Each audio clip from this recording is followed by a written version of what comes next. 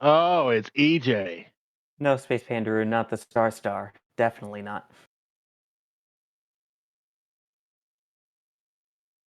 Oh, Hey, got him! Oh, what burnt to a crisp. are we talking about today? What is our headline today? Starship 31 with huge issue with electrical circuit. Europa Clipper ready to ship to KSC. Starliner slipping more. New Shepard prepares for return to flight. Starship stacked for wet dress rehearsal. And then I threw in Polaris and Hubble.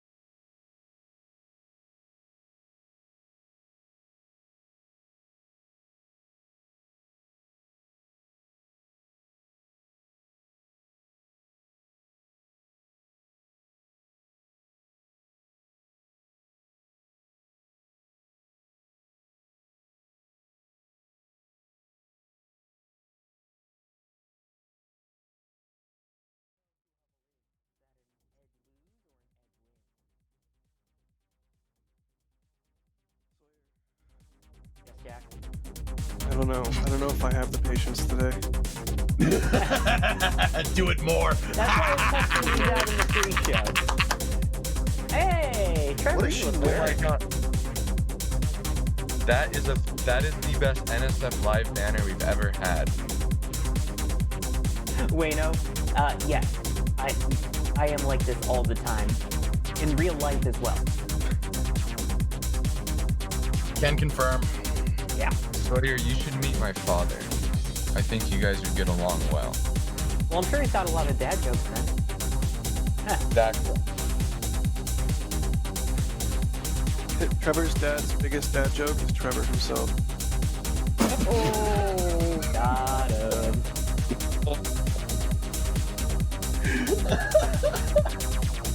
I'm crying because it's true. You're supposed to agree with the man,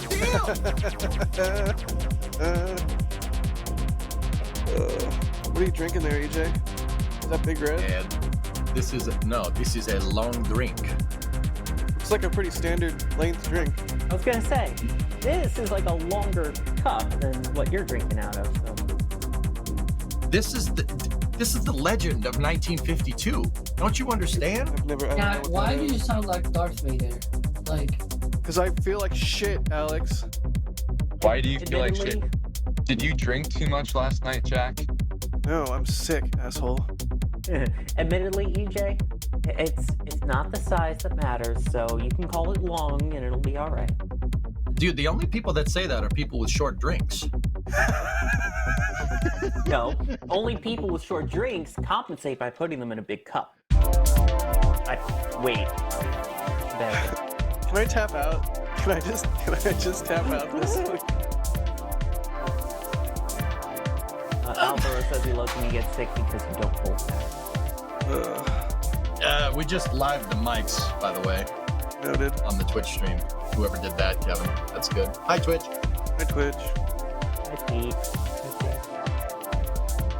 Alright, so who wants to take what?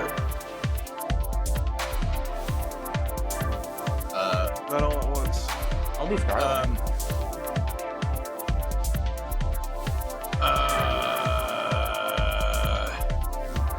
I can do shift 31. It's fine. Or Okay. is Trevor doing that? I don't know. I think it's Trev, right? Yeah. What are the other topics? I can do Dream Chaser. Dream Chaser. Yeah, we didn't get to talk about that last time. Ooh, Dream Chaser. I feel like Trevor should do Dream Chaser and EJ should do Ship 31. I believe we can launch Nah. to the space station. We gotta come up with a song version of that. You and I will rewrite the lyrics. All right, let's do it, man. Who's doing New Shepherd? I'll do it. Yeah, we got New Shepherd this. What? So why are we still hot micing to the Twitch feed? Why are we still doing that? But is it anamorphic? so you're. Say no more. So you're. I'll say no more.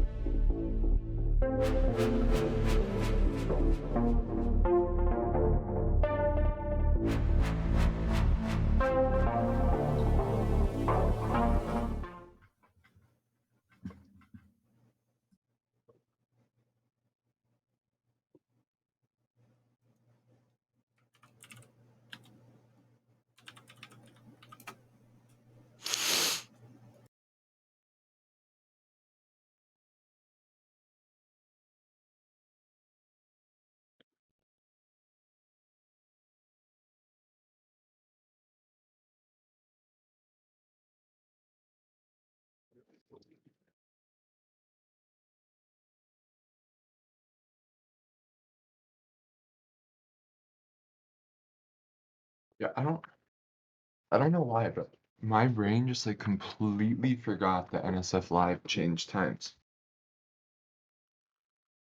It's because you're dumb. Also, we're not supposed to talk.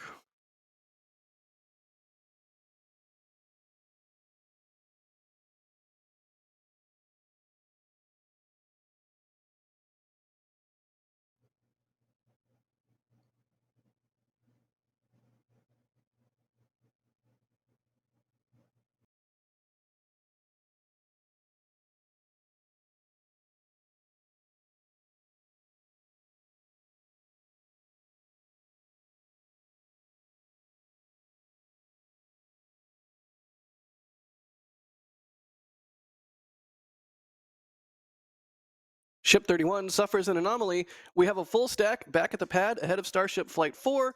And is NASA being overly cautious about a Polaris mission to service Hubble? Let's talk about it on this week's Flame Trench. And here we go.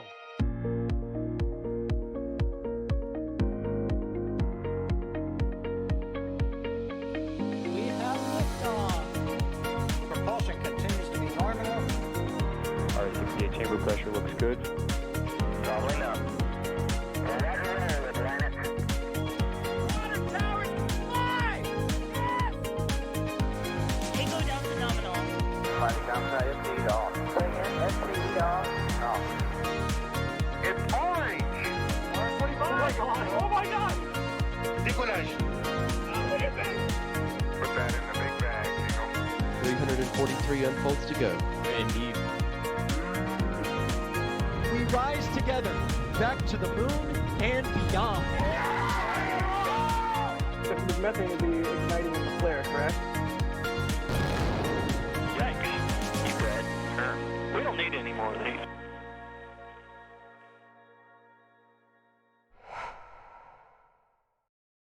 Welcome to the Flame Trench. Right off the bat, I apologize if I sound a little weird. I am a little bit sick and under the weather, so apologies for that. You're just going to have to put up with weird sounding Jack for a change, as if I didn't already sound weird. But it's not just me this week on our Flame Trench Friday show. Also, as always, joined by our ever competent cohort of co-hosts, including EJ, who is yet again reading a book. What book is it this time, EJ? Oh, we have, hey, we have Modern Engineering for Design of Liquid Propellant Rocket Engines. Nice. Very good read. You know, Jack, I like to break a mental sweat, too. Nice. Yeah. Yeah. Also joining us on today's show, we have Sawyer. Sawyer, are you there, buddy? No, I'm not here. Actually, I am. And I should have brought my book with me. I just started reading the new one that came out last week. The new one about the Challenger incident. Haven't fully read through it yet, but so far, so good. But CJ, you're not the only one that can read. Hey, I can read. Really? Oh, No, right. really, Jack?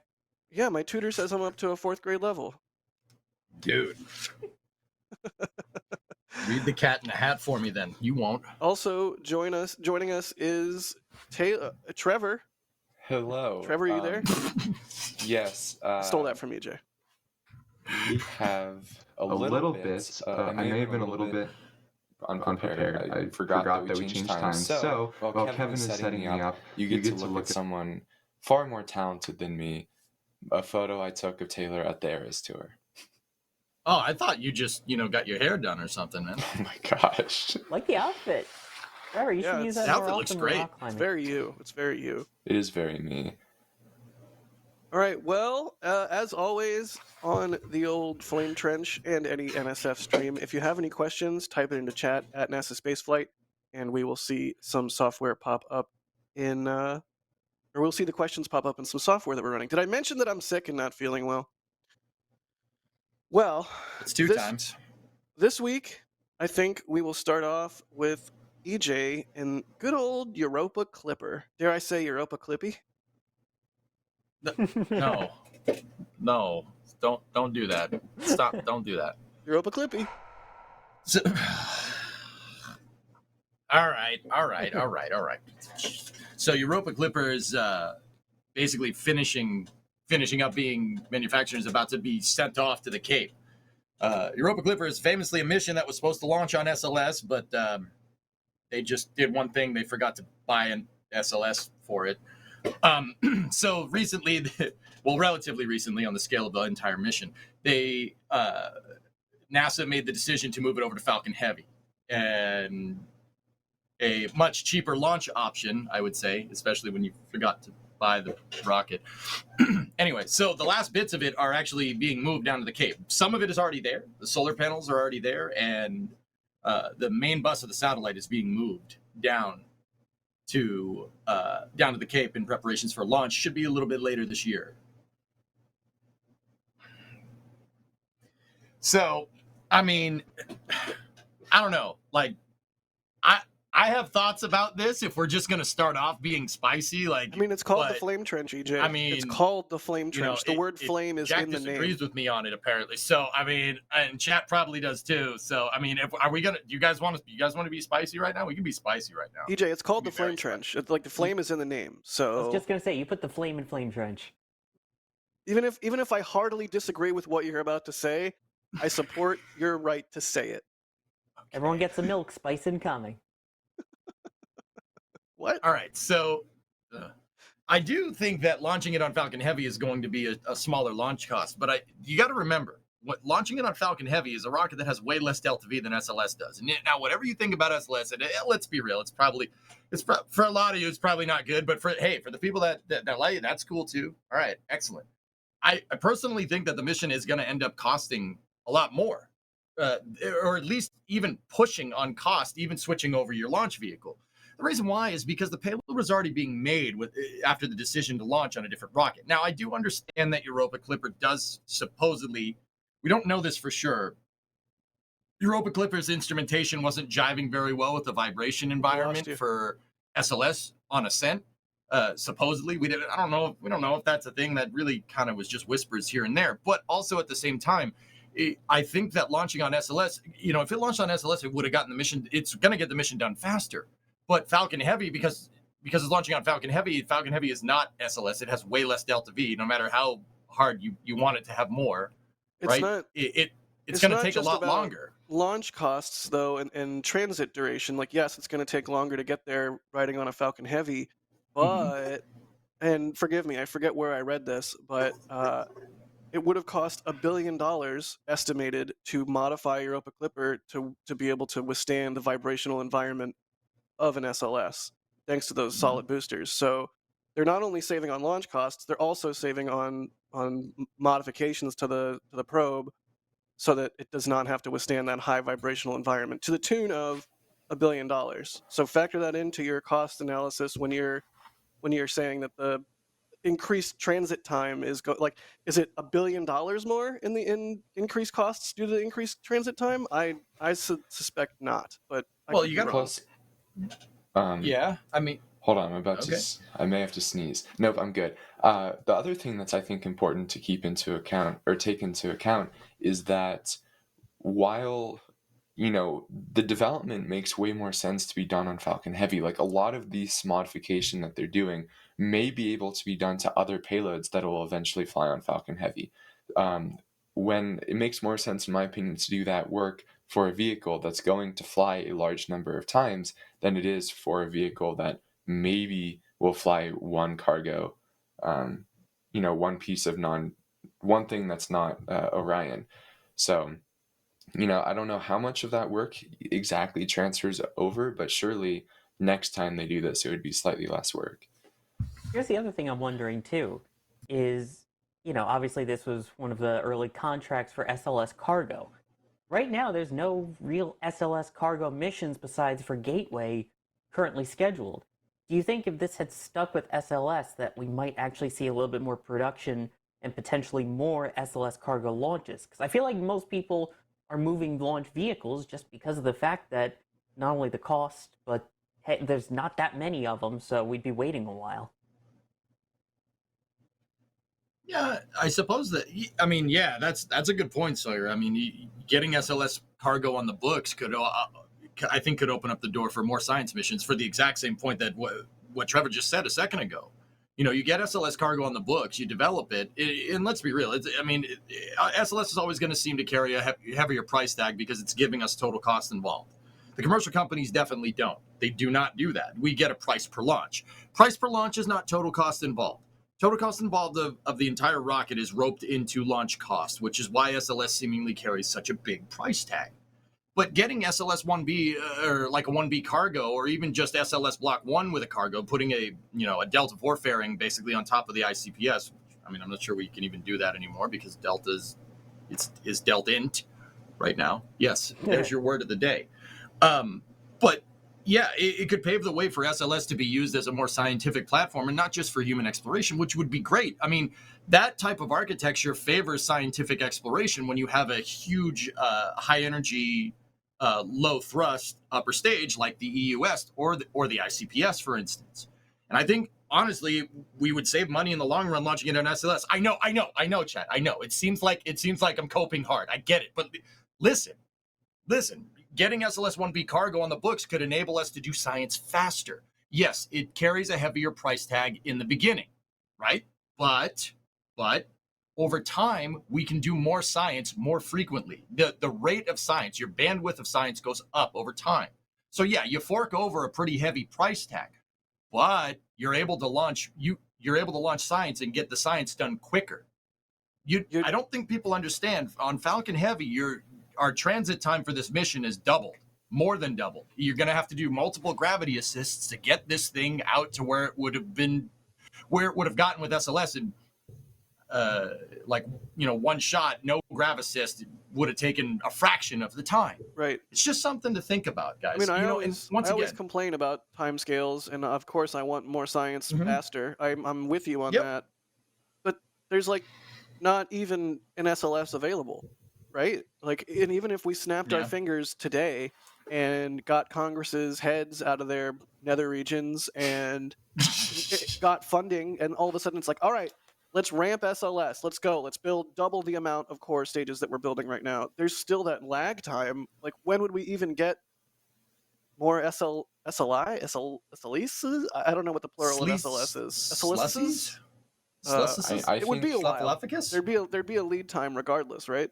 I mean, I think it's pretty clear that with Falcon Heavy, Starship, New Glenn, and all of the commercial launchers online, that minimizing the number of SLS launches is what we should be going for. It is not a cost-effective program. It is, from a rocket design perspective, it makes such little sense, the entire program.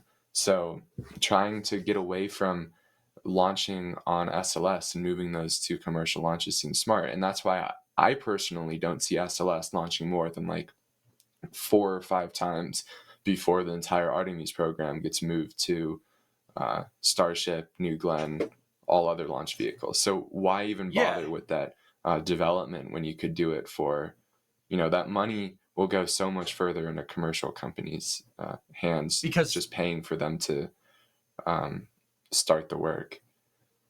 Because claiming that you can do science for a lower cost is putting a price on said science, and that clearly putting a price on science is gives people fodder to cancel scientific missions. I think that's the precedent to be set here. Think about it.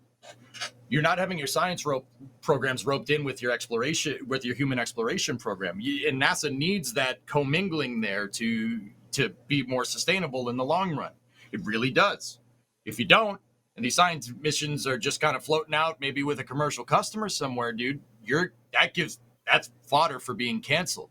Look at what's happening with Chandra. I mean, Chandra is not exactly a case circumstance here, but point is that if you don't have these missions kind of intermingling, like putting it on SLS, we save a lot of money doing that, but also, not having the programs kind of integrated together, and what NASA's doing is making them easy fodder for cancellation or defunding. You're putting a price on science that way, and I don't think that's smart.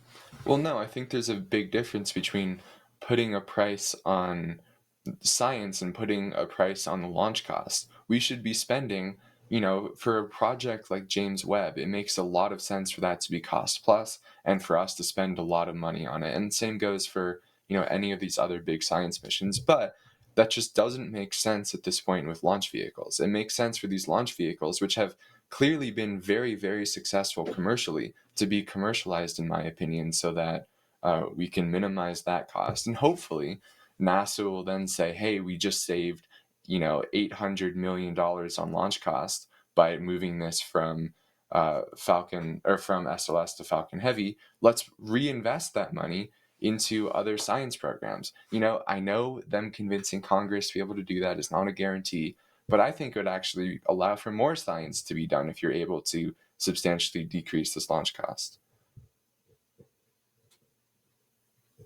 Fight. I mean, yeah, in an ideal world, that'd be good. But guys, since when are we going to talk about congressional funding in ideal world here? Like, I think that's kind of, I don't know, man. I don't know. That's such a good idea. Anyway, yeah, Europa Clipper is moving down, and we should see it on Falcon Heavy. And guys, I'm just playing devil's advocate again. I do think that it's good that we're going to go and launch it on Falcon Heavy, but the incessant drive to commercialize everything, and to commercial partner, you're not giving much sustainability to. You're not giving much sustainability for programs to be commingling. Like, and my entire argument is based off the fact that NASA science missions and their human missions should work with each other. An example would be like the Surveyor program during the Apollo program. Surveyor intertwined completely, and frankly, so did Ranger, with the Apollo program. They kind of all work together. Hold up really quick. Just really quick. I'm holding. Really quick. Yeah, just a second. Stand by. Booster. All right, please continue. Thanks, Daryl. He's never going to live that down, is he? I like it. Anyways, please continue. Dude, it was a hype. It was a hype moment. It was freaking sweet. Right. Bless you, Trevor. Don't worry, Stream didn't hear it. Oh, are you sure? Because I sure heard it. Yes, because I muted on vMix, but not Discord. Oh, man. He got you. He got me good. Anyway. Yeah. Bob, go ahead. Sorry, go ahead.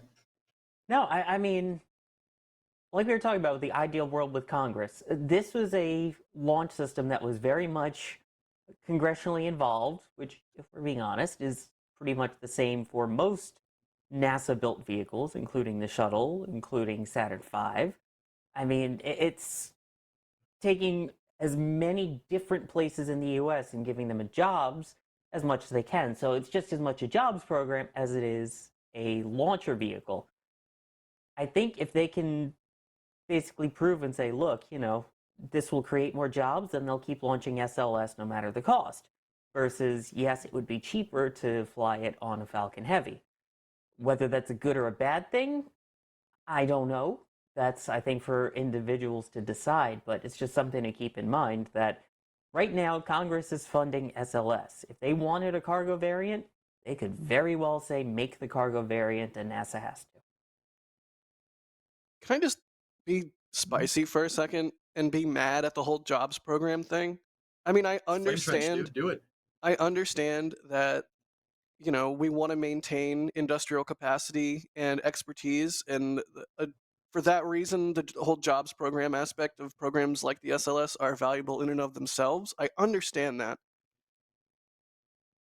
I wish there was a better way. It's just so annoying to me that we have to spread funding like little breadcrumbs all around to a whole bunch of different NASA centers and a whole bunch of different states so we can make a project congressionally viable. It's just, I don't like how the sausage is made. I like the sausage. It's delicious sausage. It's orange. I don't like I don't like how it's made. I much prefer a merit-based system, but then, you lose industry players that are not economically viable, and you lose that expertise and you lose that workforce. So I get it. Mm-hmm. Jobs program, good. Just annoying. I'm annoyed by it. Now, Jack, I got a question, though. What do you think the Apollo program was? Do you think that was a job program? No, absolutely not.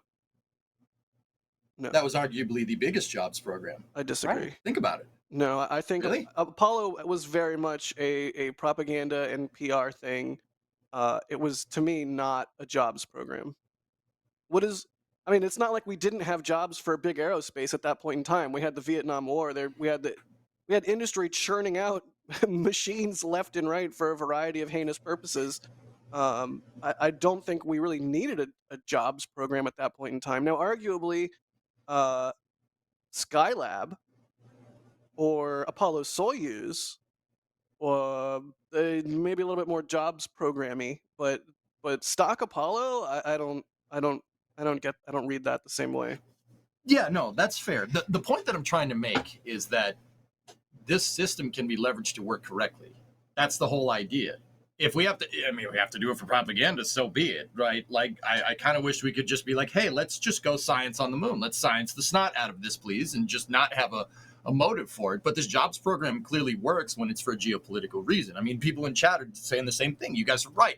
The point that I'm trying to get at is, and this is my incessant, like, I'm going to drive this into everybody's heads until people hate me, and some people probably already do. Sorry about that. It's fine. It's fine. You're right. I'm annoying. Having these it's clear that this system has worked. It has worked in the past. Everything has gone together to make this thing work, and we put people on the moon. It's arguably the only time we have ever sent anybody to another celestial body, or beyond low Earth orbit for that matter. It was using that type of system. Now, I'm not saying that commercial won't do it. I want Starship to succeed just as much as the next guy and make it so we don't have to do this anymore. That'd be really sweet. I think there's a huge difference, though, that 50 years has given us. When we went into the Apollo program, we had no idea what the cost of this program was going to be. You have no idea what problems you're going to run into with a program like this. But at this point, that's much more well known, especially for lunar missions. And that's why we've seen them switching from cost plus, which made sense in Apollo, to fixed price, which makes sense for HLS. And that's really what I think is pushing the space system forward. Commercialization of everything NASA has done has been hugely successful. Commercial cargo resupply of ISS has surely, Sawyer's on screen right now. I'm sure he can tell you how much cheaper Dragon is compared to Shuttle for resupply. And same with commercial crew. Shuttle, again, very expensive and having redundancy. And I'm sure that the same is going to be done for HLS. And I think that, again, the more we remove NASA's making of rockets, the better humanity will be. NASA's been doing phenomenal work in the science program and not so phenomenal work in the rockets on the rocket side. So we should let them do what they're doing really, really well. Yeah, but how much would Dragon be able to do now if it wasn't for what was learned from NASA? Yeah, exactly. All the so shuttle ISS rendezvous. I mean, the fact that literally, we were just talking about this in one of the Discords a while back. The fact that there was about, 8 shuttle missions that carried what was known as the Dragon Eye at the time, which was a test version of the docking system that SpaceX ended up using so that Dragon would be able to dock autonomously. I mean, you're literally using NASA tech to help with the private sector. I mean, yes, SLS is a lot of recycled shuttle parts and parts of shuttle that should then continue to be recycled that aren't, but that's a whole nother story. But I mean, you're talking apples and oranges there as well. Yeah, for sure. But the whole point is we learned a ton, NASA learned a ton through Gemini, Apollo, Shuttle, that allows us to now have that knowledge at the commercial level, allowing us to have these cheaper alternatives. But at the same time, commercial companies are typically reliant upon a board of directors or, a stock price, which doesn't always translate into better deliveries, I guess. I mean, Not yes, if they're a NASA, private you have company, baby. I mean, yeah, NASA, you have to answer to the federal government and the U.S. taxpayer, which in the end, I think adds a little bit more, just accountability-wise, but that adds delays, that adds the cost. But that's my personal thoughts on it. I love commercial spaceflight, but, it's NASA still has to have its part in the game. I don't think really anybody is arguing that. I just think that there are efficiencies to be had on the commercial market, and I would argue that we should take advantage of those efficiencies. Yes, there are trades. Yes, Europa Clipper will take longer to get to Europa, launching on a Falcon Heavy, and there are trades that you make with a decision like that. But I mean, there's not even an SLS for Europa Clipper, so kind of moot. I mean, I'm not going to sit here and pretend like the SLS program isn't a fragmented disaster. The way it kind of came together through, you know, political infighting and stuff is just. But you know, I still think there's an argument to be made. Like, you know, NASA's original purpose was to develop technologies and then, you know, have them go into the commercial sector. I think at this point with low Earth orbit, yeah, we're at that point, but maybe not necessarily for, you know, going back to the moon. Now, don't get me wrong. You know, if Starship comes along and it does everything that Elon says, then maybe NASA about buying some of those and operating them themselves. Like the whole thing with commercialization is operation of craft versus not. Like, you know, an in-house mission would be a rocket that's built by commercial contractors and operated by NASA. Right now, it's just the spacecraft being built, not the entire launch vehicle. I think in that regard, you get some real good symbiosis there. That does work. But if we're going to push the edge, like the commercial market can't move something out to the, you know, past the asteroid belt on a reasonable schedule, right? Not reasonable. I'd say on a quick schedule, like what NASA could do with their own operated rocket. Right now, once again, Starship is kind of the, you know, ace in the hole here. If Starship does it, you know, on orbit refilling expendable Starship, make it happen. That'd be awesome. I kind of want that. That'd be sweet. You know, maybe NASA will operate stuff in, you know, in the future. But I still think that having NASA's science program kind of commingle and integrate in with their human explorations program and use this super heavy launch vehicle, which has, you know, that favors scientific missions that are going on one-way trips because it's an expendable vehicle. You're going to have more delta V. You can shoot it off further. You know, Starship, you're going to have to refuel, put it on a trans-Martian injection or a trans-Jovian injection or wherever, right? And that takes a lot of time. That takes a lot of filling. There's a lot of stuff going on there. And expendable vehicle favors scientific exploration. And I think getting these things to commingle together gives you more budget for SLS, and then we won't have this crazy fragmented program that we have. Like, Jack, I do agree with you. It's absurd that, like, we don't, like, where's the next one? Where's the next one? Where's the one after that? Because Saturn V, you know, Trevor mentioned cost plus. Saturn V was developed on a cost plus program, but they block bought for a fixed price. They bought 20 Saturn Vs, 20 of them.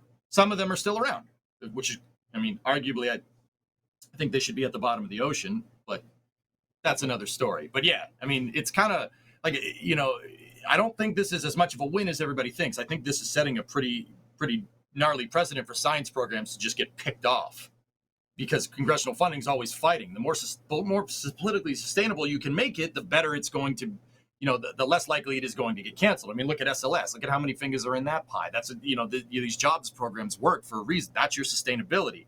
And that's why I asked, you know, is Apollo a jobs program? Because that was arguably the biggest jobs program. The point is that you can leverage the system to work correctly. You just need everything to kind of come together. And that's the hard part. That's the hard part that we're dealing with. I think the word the term jobs program has kind of a bad connotation about it, because it certainly implies inefficiency, absolutely. right? We think of a jobs program, we think just trying to get as many people working, not necessarily in the most efficient way, but that's not necessarily the case. And in some ways, you know, our Apollo was, I agree with you, perhaps the biggest jobs program there was, because it just got so many engineers working and we made some great technological advancements. But there's nothing saying that can't be done at the commercial level as well. Right, that commercial level, we're seeing that with Blue Origin, with SpaceX, with Rocket Lab, with Sierra Space, with all of these companies getting people to work more efficiently. And that's where I really think that this is a win, is if you have NASA giving out contracts at a fixed price, so you get the increased efficiency of being a commercial entity while still getting some of the government funding. To me, it really seems like a win-win, the way that NASA has been structuring these more recent missions. Yeah, dude, I'm not saying that it isn't a win. It's just we had to do stuff like Apollo. We have to do stuff like SLS. You know, we had to get rid of the shuttle and then commercialize low Earth orbit to get to this point. Absolutely. You know, NASA NASA should, if NASA's working on beyond low Earth orbit infrastructure right now, something like SLS, eventually, I wouldn't mind handing that over to the commercial industry too.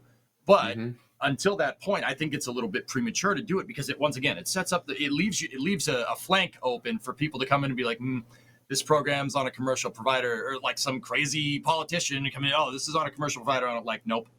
You know what I mean? But I think what the difference is launch has successfully proven, or commercial entities have successfully proven launch, and even with ULA and SpaceX into deep space at this point. Whereas commercial entities have not successfully been able to push past what NASA has already done yet.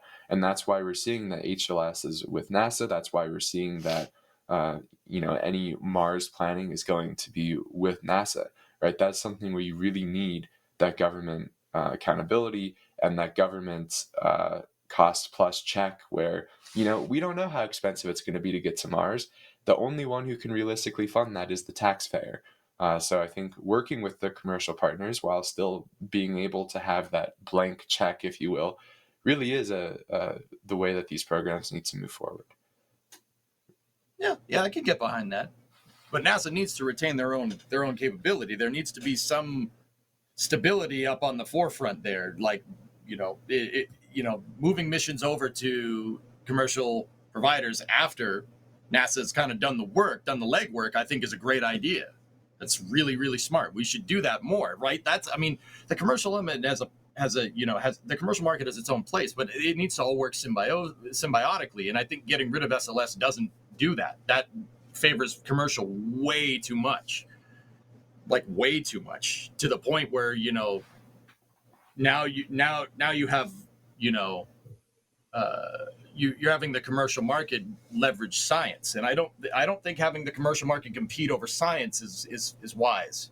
I think it'd be much better to do our scientific research beholden to the taxpayer. I think that's a much more accountable system, But I guess I fundamentally disagree with your point that you're sacrificing the science to the lowest bidder. You're sacrificing the launch, not the science itself. NASA is still making the payload. They're still the ones getting all of the data, deciding when it's going to, what research groups get to access it and whatnot. It's just the launch that you're deciding is more cost efficient to go on, whether it's ULA or Blue Origin or SpaceX, whoever.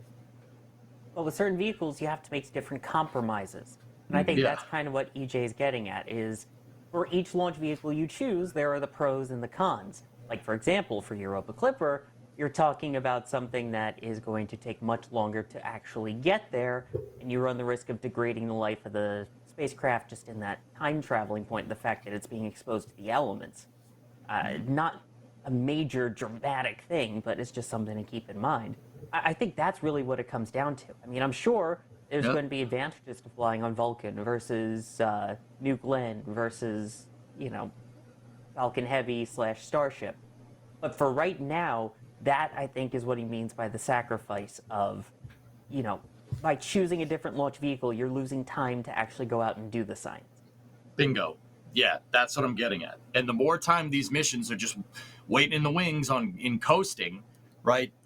You're giving people more fodder for them to be like, oh, what has this mission done over the, you're giving it fodder to get axed. You're actually kind of inadvertently asking for less scientific funding that way. I don't think that's smart. But on the other hand, if you're saving $3.6 billion by moving from SLS to Falcon Heavy, that could go toward another scientific mission. That could go toward having Congress not, completely decide to kill that program.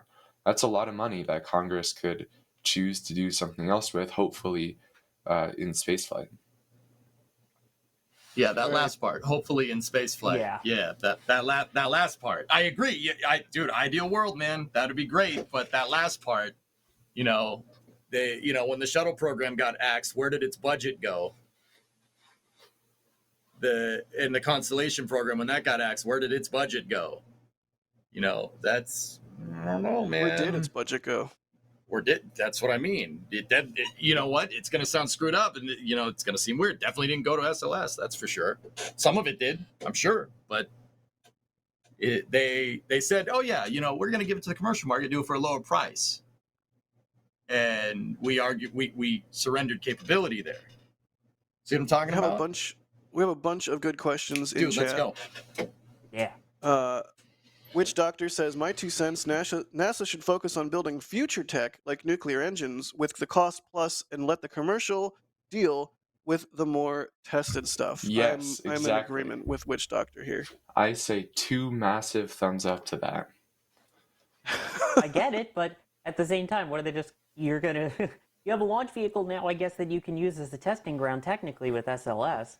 It would probably need even more modification and more money, but I feel like that's why NASA would always need a launch vehicle, even if it's not SLS. Just, hey, we'll develop a new engine. Great, let's try it in space. That's NASA's thing is, yeah, we'll test it a million times on the ground, but we'll only certify it once it's in space. As opposed to something like SpaceX where it's, hey, we'll just launch it. If it blows up, no big deal. Redbeard is asking, when would there even be a cargo SLS available for anything other than Gateway? It can only launch maybe twice a year, and this whole decade is booked, and most of the next by Artemis. And that was my point earlier, that if maybe they had stuck with Europa Clipper and MSR, the sample return mission actually staying on SLS cargo, we might have more. I mean, we don't right now, unfortunately, but that was the point of if we had stuck with it rather than moving it to, the cheapest bidder. David Murray is asking, in a world where Starship does exactly what it says on the tin, I would argue exactly what it says on the steel, but what do you think is the chance that anyone can compete?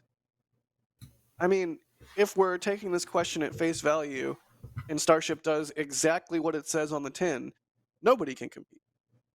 Good luck. But do I think Starship will do exactly what it says on the tin? I think it'll do like 80%, 90%. I don't know about 100%.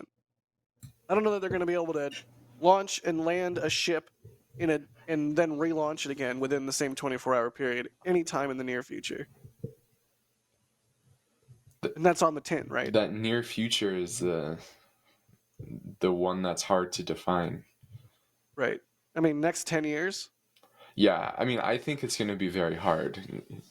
Whenever they talk about the airliner-like launch cadence, I'm definitely a bit skeptical just because there's so much more energy involved that you have to deal with. And that's going to be more stress on your on the entire vehicle and more heating to deal with. But even if Starship only does half of what it's promising, it's going to be game-changing. You're here. Don't get me wrong, real quick, Jack. I mean, don't get me wrong. I want Starship to do everything that it should. I want it to basically vindicate the space shuttle because reusable space flight is the way to go. For what it's worth, I like examining both sides, both argument, counter argument. I'm as big of a Starship nutcase as everybody else here. Like, I love that thing. I want it to vindicate my space shuttle, please. And I know you do too out there, Chad. I know you do. We have a new poll. Trust me. We have a poll in chat. Will Starship do what it says on the tin? Option A is 100% of it. Option B is 80% of it. Option C is 50% of it. And option D is less or none. I'm going right for Hundo. I'm going to go with 80. If it does go to 50%, though, can we still call it a Starship, or is it a tin-based product? Like how Breyers is now no longer considered ice cream. Now it's a dairy treat. Don't get me started on that. A dairy treat? Yeah. They had to reclassify it. It's like chocolate. Yeah, it's chocolate things that are not chocolate, but they're chocolate flavored. Anyways, off the rails. Sorry, back on the rails. Continue. Moon Train? No, that was a good poll though. I'm gonna go with 80%. Now, and I think Trevor, you're right. 50 and up, anywhere around there, if that's what Starship gets to in terms of capability versus what they're saying it can be able to do, it'll still be game changing. Ideally, it does everything it's supposed to do, but in a world where it doesn't, I think it's still a massively transformative vehicle. Yeah. Now, I have another question, boys, if you don't mind. Trevor, I'm sorry, I don't mean to interrupt. I have another question. Now, what do you guys think? You know, we said like, oh, is it going to do 60% of what we think it's going to do, 80%, 100%? What if it ends up doing like 120% of what we think it's going to do? What if SpaceX has some crazy Starship missions, like a telescope mounted inside, and you know we get reusable Hubble, like just that mounted inside the payload bay, or like yeah, you see, this can go. 4.5%, by the way. It would have this to could be. go both. Yeah, no, wait, 109, dude, 109. All right, touche. Yeah. 104 is shuttle, 109 is SLS, right? Correct. Yeah. Mm-hmm. Yay, nerd stuff. Gotta crank it right to 11. Elvin, thank you for becoming a Pad Rat member. Coco Cats gifting a Red Team membership. Thank you for that. Matthias also gifting a Red Team membership. Willow Tiberius Baggins, what's up, buddy? Yes. With the 5 curly L's. They say, NSF Live, worth every curly L. But wait, this isn't NSF Live. This is no longer NSF Live. This is the Flame Trench, baby. So activate your deluge system or get burned. I'm Starship Flight 1. Yeah, the stinger. Do the stinger again. Do it again. Yeah.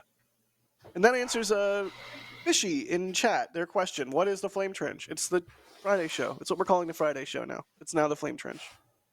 Enjoy. It's the thing under the rocket. I was just about to say, yeah. It's the thing that moves the flame away from the rocket when they don't use steel plates. We're actually going to talk about a flame trench in a bit. On the flame trench. Yes. Spoiler. We are going to talk about a flame trench. Well, I think with that. Oh, really quick, Christopher, thank you for the store purchase. They say go Starship, go ship 29. What do they get? What do they get from the store? Is it going to pop up? Is it going to pop up?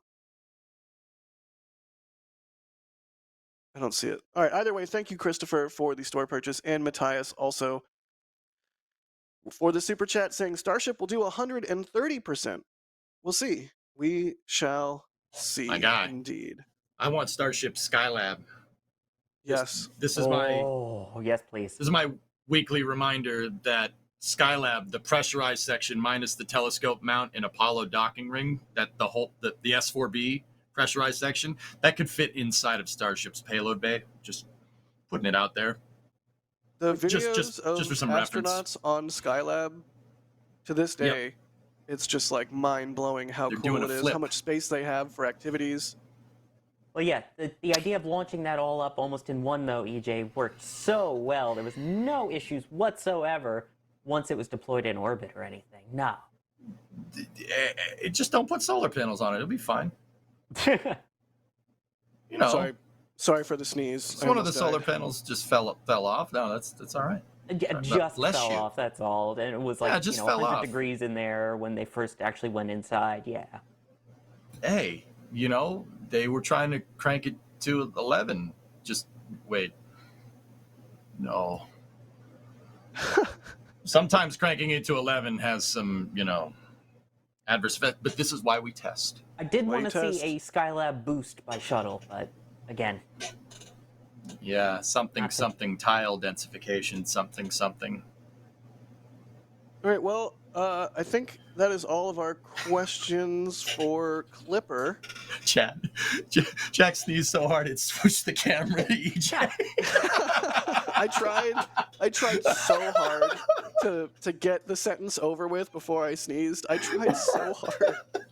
Dude, when you went off the camera, it swooshed with you.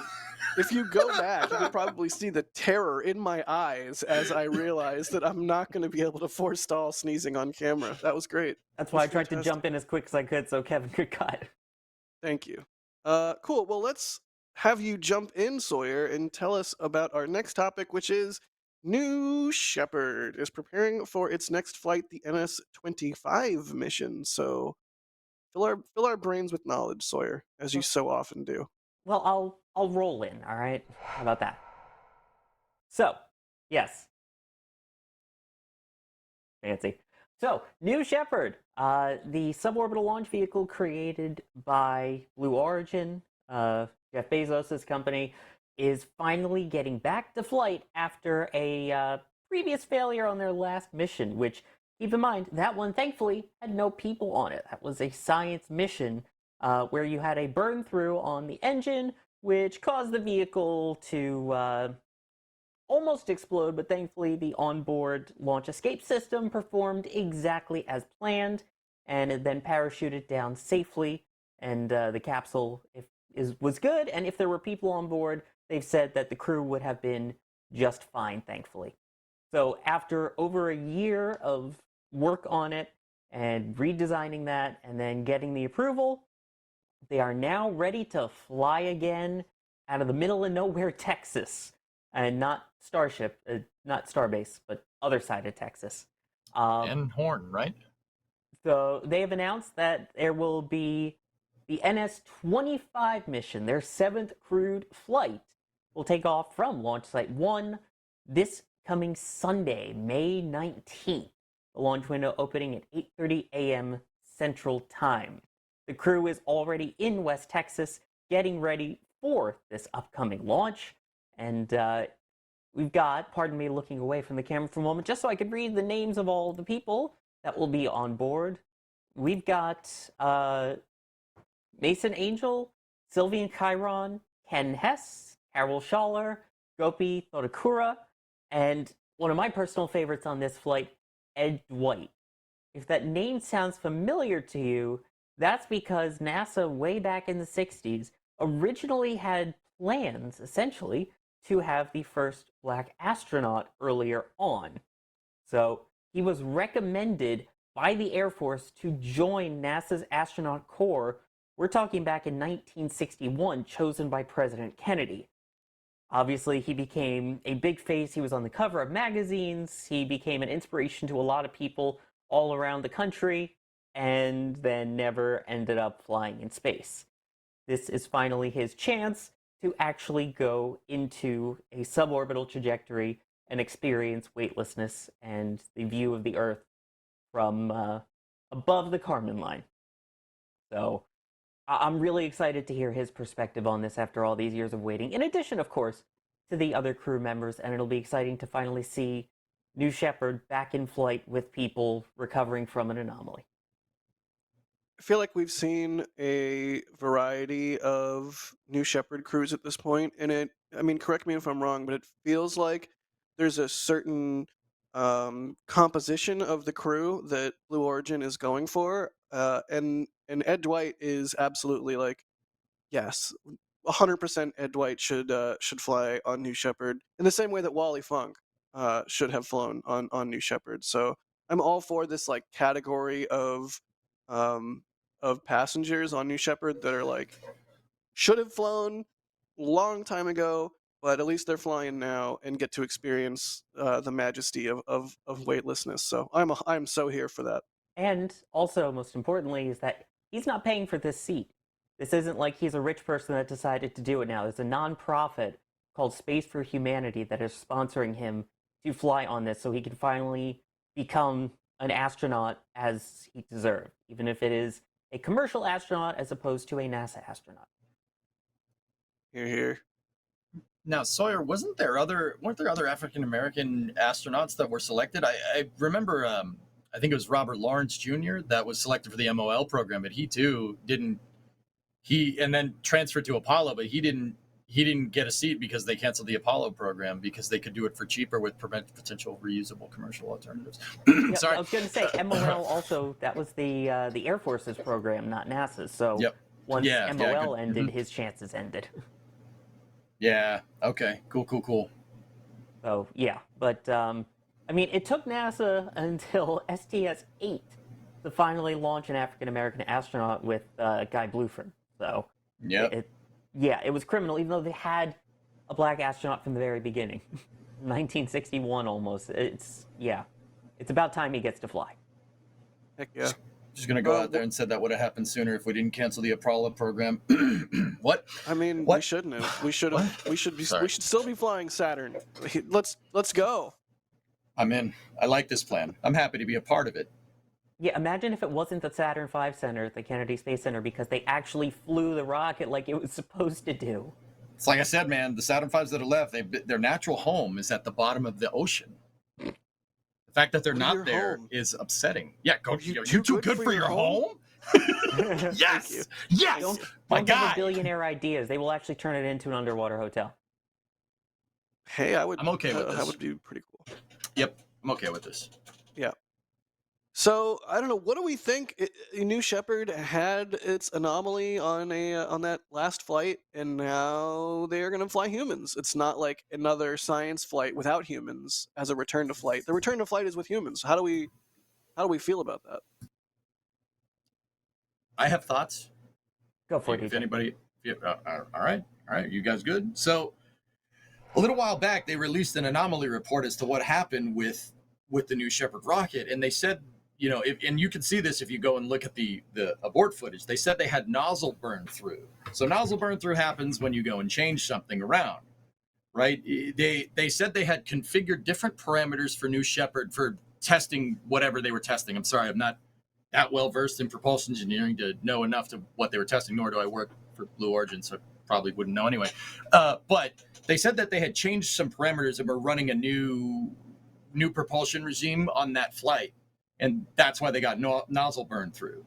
So, I mean, it was a relatively low risk mission, but also, I mean, I have this thing that I've learned by reading a lot about spaceflight history about being okay with changing parameters of your vehicle during operational missions. That they usually, I mean, historically that hasn't ended well. Just saying, like, SRB blow by. Yeah, it's fine. It's fine. It's good. Sorry, get that book out. Step in real quick with just a really Yeah, quick man. correction. This is not the return to flight of New Shepard. They had the return to flight on December 19th. So the anomaly you're right, was you're right. September 12th of 2022, and then it was December 19th of 2023. They had an uncrewed one. This is the return to flight with crew. I just wanted to emphasize that. Thank you, Trevor. Yeah, I'm a big dumb stupid head. Thank you, Trevor. Good call, man. That's why we love you, Trevor. I don't love Trevor. Why not? What? I'm Trevor's kidding. I cool. love Trevor. He's great. How would you not love Trevor? I'm kidding. I'm just kidding.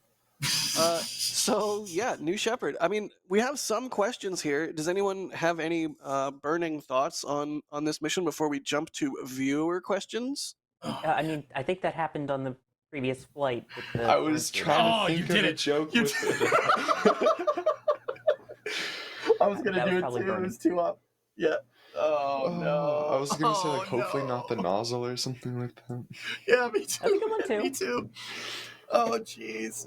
I wish I had intended that to be like a serve to be hit by either of you, but I did not intend that. So good job being quick on the ball. Matrix is asking, why did they choose Van Horn over Spaceport America for suborbital flights? I don't think we have like a document that straight up says why. My only inkling is that Blue likes to, for lack of a better phrase, be secretive. They like to sort of work in the shadows and then announce a finished thing. And being somewhere more public like Spaceport America versus in the middle of nowhere at Corn Ranch in West Texas, it would afford them less privacy and secrecy. That's the only thing I would wager there. I mean, the other thing is sharing a spaceport with somebody else. I'm sure Blue Origin doesn't want to dance around, potential launch overlaps with other, suborbital commercial providers, right? Like Blue Origin wants Blue Origin's own website. Nobody puts Blue in the corner. Right. Yeah. Nobody puts Blue in the corner. Plus, be a good PR guy, EJ. Yeah. Again, also, Spaceport America right now, the main thing is the runway for Virgin Galactic. You don't need a runway. You just need a launch pad and somewhere where there's a very, very, very small chance of a range violation, which, as given the middle of nowhere-ness of Van Horn, it fits perfectly. Right. Yep.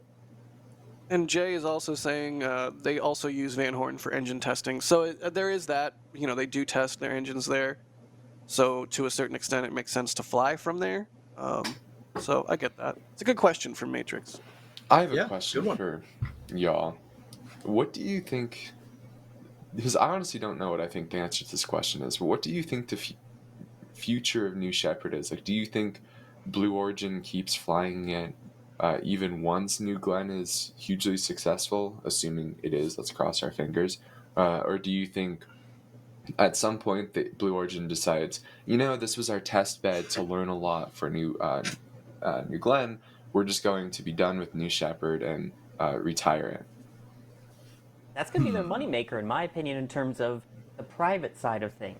You've got New Glenn that will take the actual mission contracts for the big satellites, the larger missions, whereas this is going to be the, hey, it's another little side hustle. Here's some income from people that just want to fly into orbit. And I feel like the more they end up flying New Glenn and practice that, and the more they fly New Shepard, it may end up getting slightly cheaper for them, slightly cheaper for the customer, and a quicker turnaround between flights that they can really turn it into a money machine. Yeah. I ain't playing devil's advocate on this one. I agree with you. I think they should keep flying it. I think it offers suborbital science is something that's generally overlooked. I mean, look at how many suborbital rockets launch out of Wallops. NASA does a lot of suborbital research, a lot more than people think. And I mean, personally, Trevor, you were talking about leveraging commercial here. This is a perfect opportunity. You want to launch NASA astronauts on a relatively low risk mission. These suborbital hops could be good training as a precursor to an orbital flight or even a beyond low Earth orbit flight in the future. I think that would be a great leverage of the commercial market for training purposes. It's smart. What I really wonder about, though, is since it's a liquid hydrogen vehicle and liquid hydrogen is known for not being super cheap, what is the cost to Blue for these launches? Can they get when they're launching a lot, can they get the cost down to a price where they're making a good amount of money? I mean, that's actually, you're touching on something that's a lot of problems in the commercial market, dude. Every launch provider has technical debt. In fact, the only one I've seen ever try to even get close to pushing is SpaceX. We talked about the Starlink revenue last Flame Trench, but everybody goes into a crazy amount of technical debt. It's almost like developing these things is expensive or something. You're not going to get a return on investment for a little while.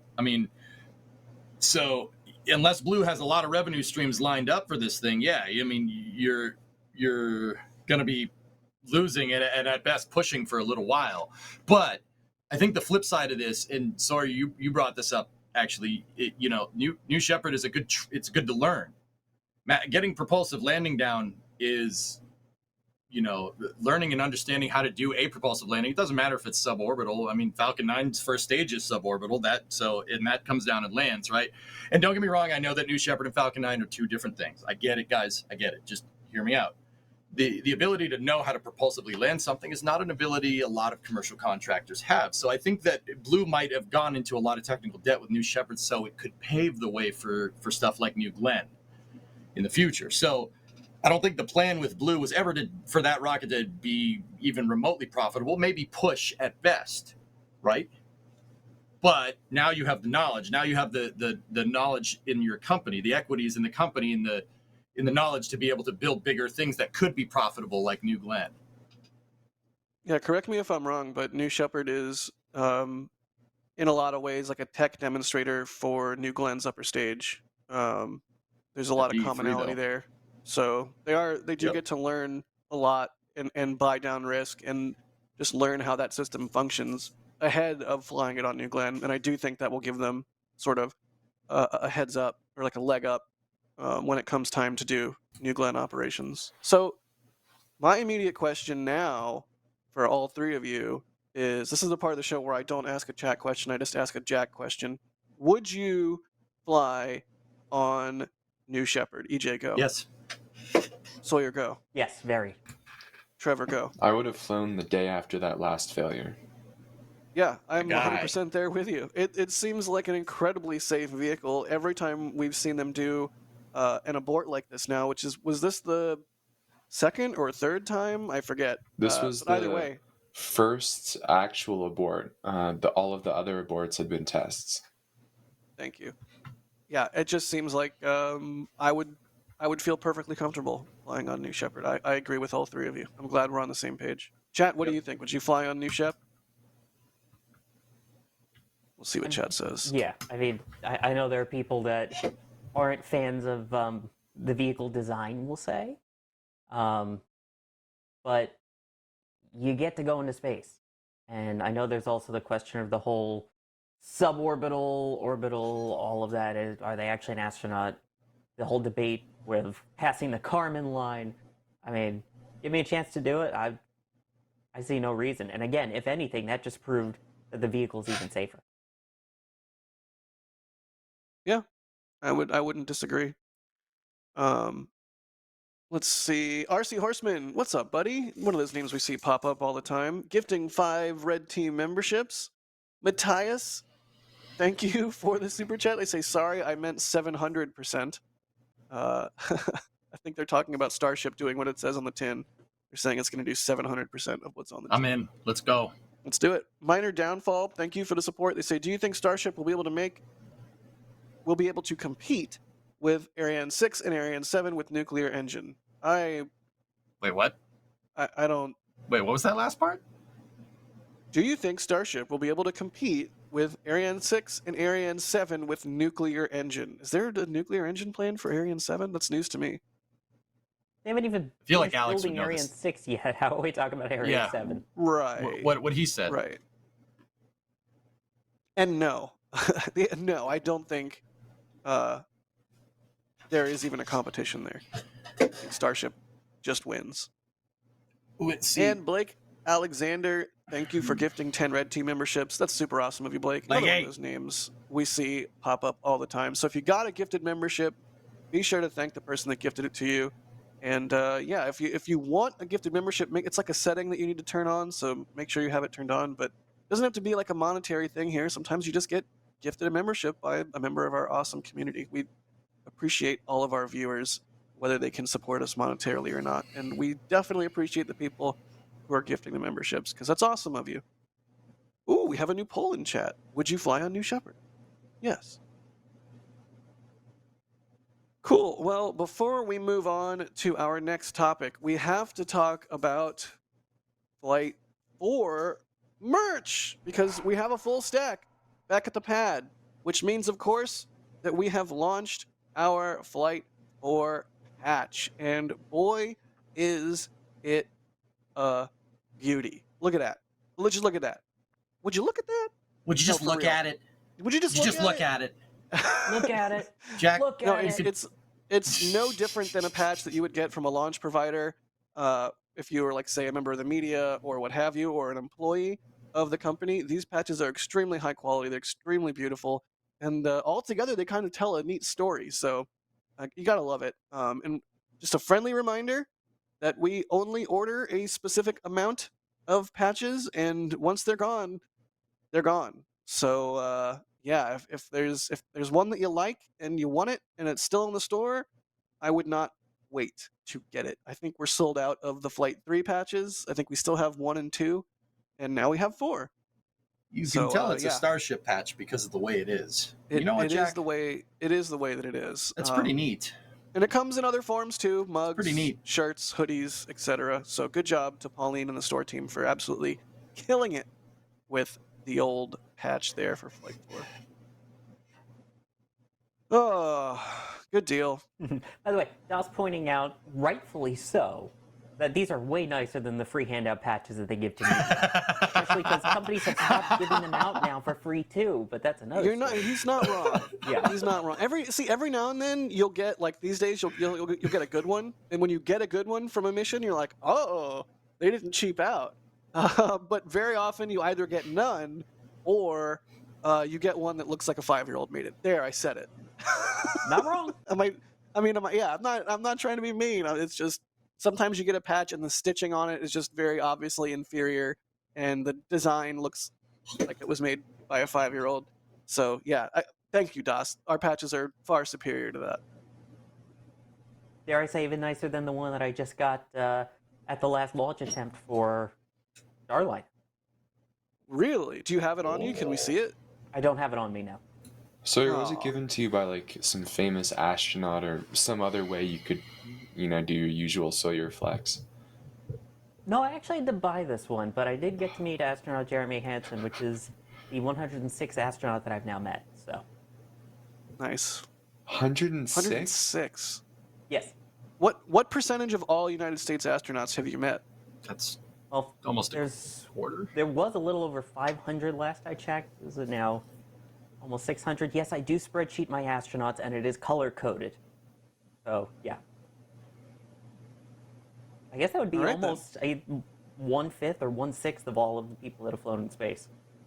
All right, this has been the weekly Sawyer Flex segment. Sawyer, tell us about Starliner, because it's slipping even more. So fill us in, good buddy. No, I can't. Sorry, the segment is delayed. Was it a helium issue? Did you not get enough helium? I mean, that was a low blow. I'm sorry. Anyway, yeah, unfortunately, Starliner is continuing to push a little further back. The new launch date now is no earlier than the 25th of May, just after 3 p.m. Eastern Time. So you may remember we talked about it previously where there was the issue with the valve that kind of kept opening and closing more than 200,000 times. So they had to roll it back to the vertical integration facility, the VIF, to replace the valve. They did. They replaced the valve, they repressurized, they retested. Boom, worked perfect. So then ULA goes to repressure test the service module, and it turns out there is a leak. So yeah, there was a leak in one of the hydrogen systems. It's like, okay, this isn't good. So they have now looked into what the issue was. They believe they have fixed the issue now so that it is no longer leaking. However, it doesn't seem like they know exactly why the leak caused. So they're taking more time to review it and to make sure that, in addition to learning why, that if this does happen again, is there, it would be fine in orbit, they said, but is there enough redundancy just in case? Are the redundant features adequate enough that if it does fail, it's like, okay, we're comfortable with the backups that we have. All of these are discussions that now need to be had with the NASA teams, the ISS teams, the ULA teams, and the Boeing teams.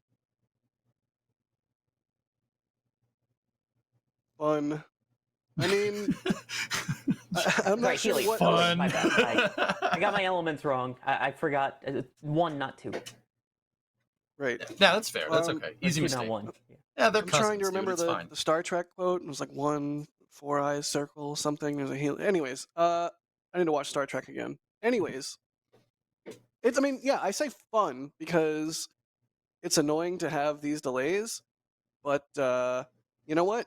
We're not going to trifle around with people on a capsule. I think any amount of delays here, like we can be annoyed or disappointed or what have you, but you don't want to not take launching humans seriously. So I'm all for it. I mean, just think if they had launched it, now you'd have this problem on orbit. That's would not be good. I'd rather fix it down here. It's easier. Right.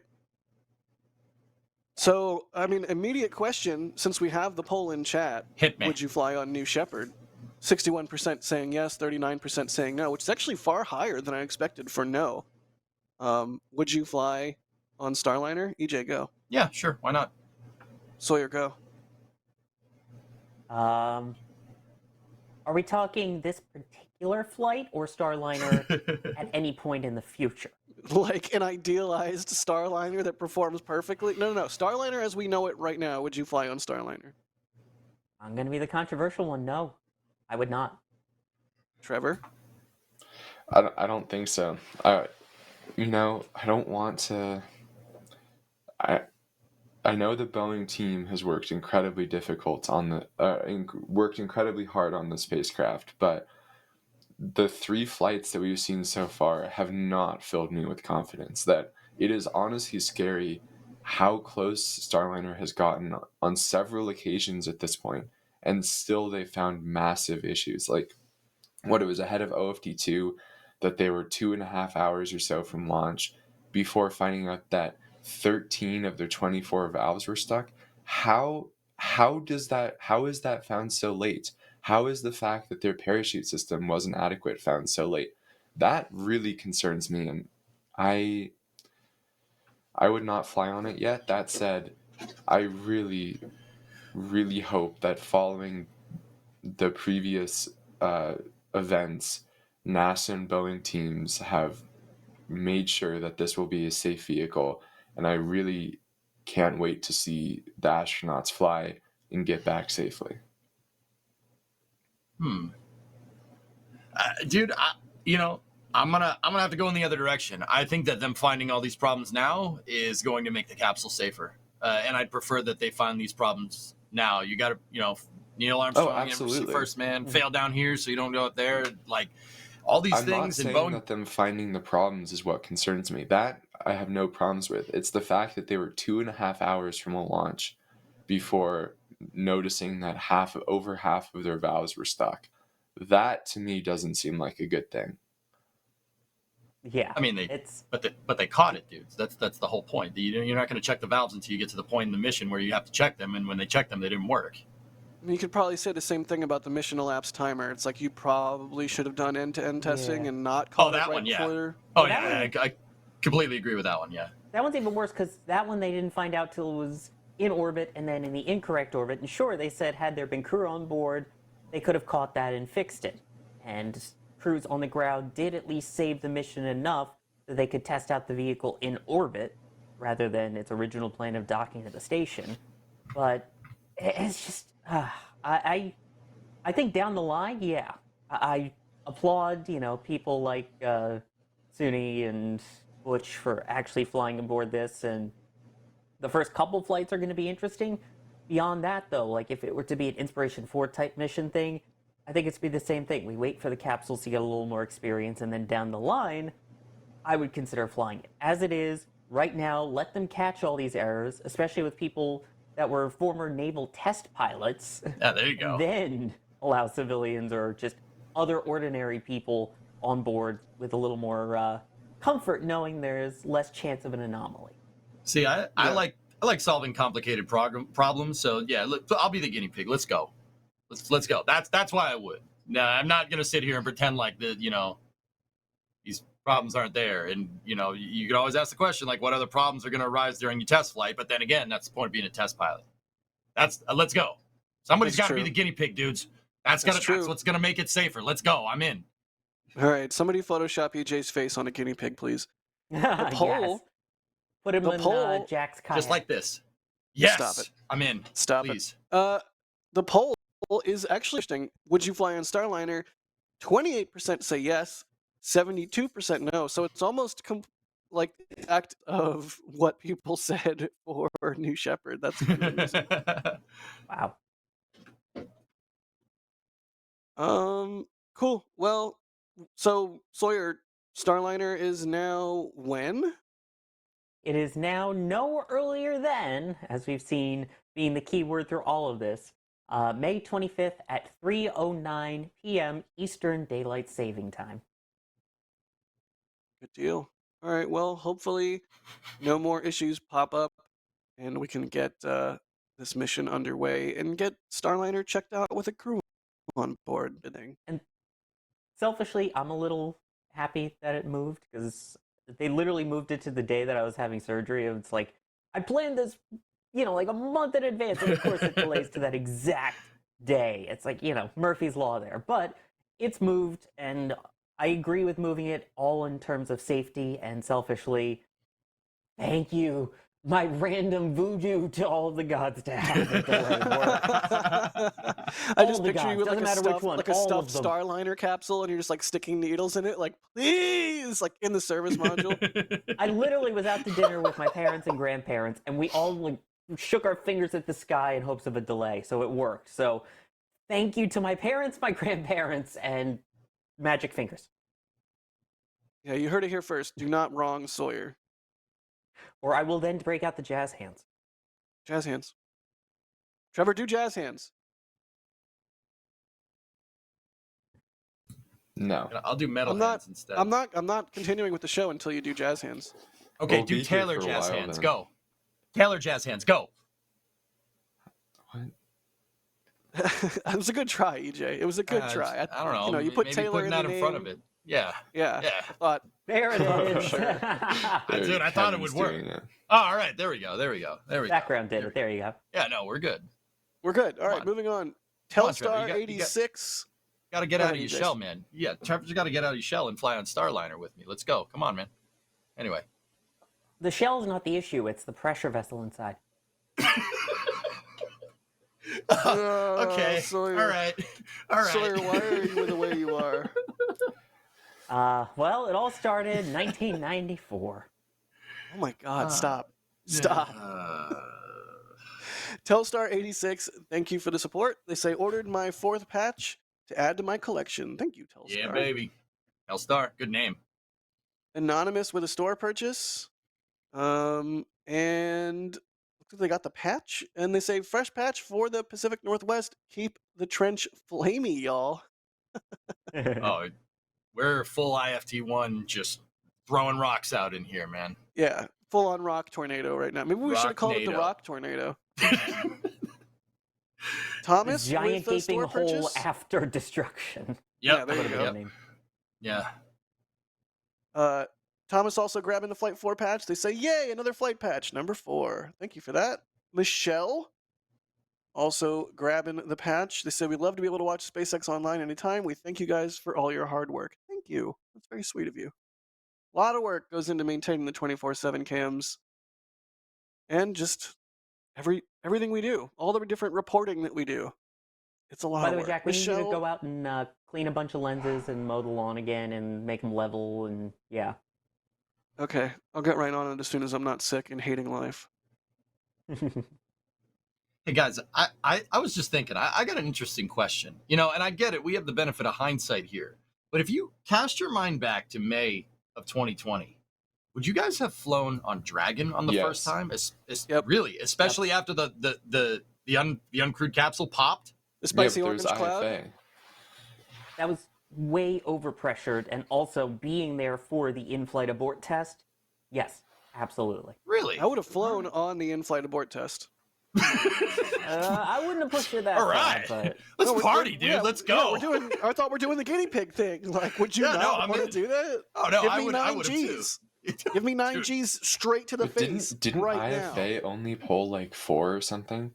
I remember being like blown away by how not quick the acceleration was, since they have this like since it's liquid fueled, they can really control the rate at which they get away from the vehicle, and if they don't need to get away from the vehicle super quickly, they don't.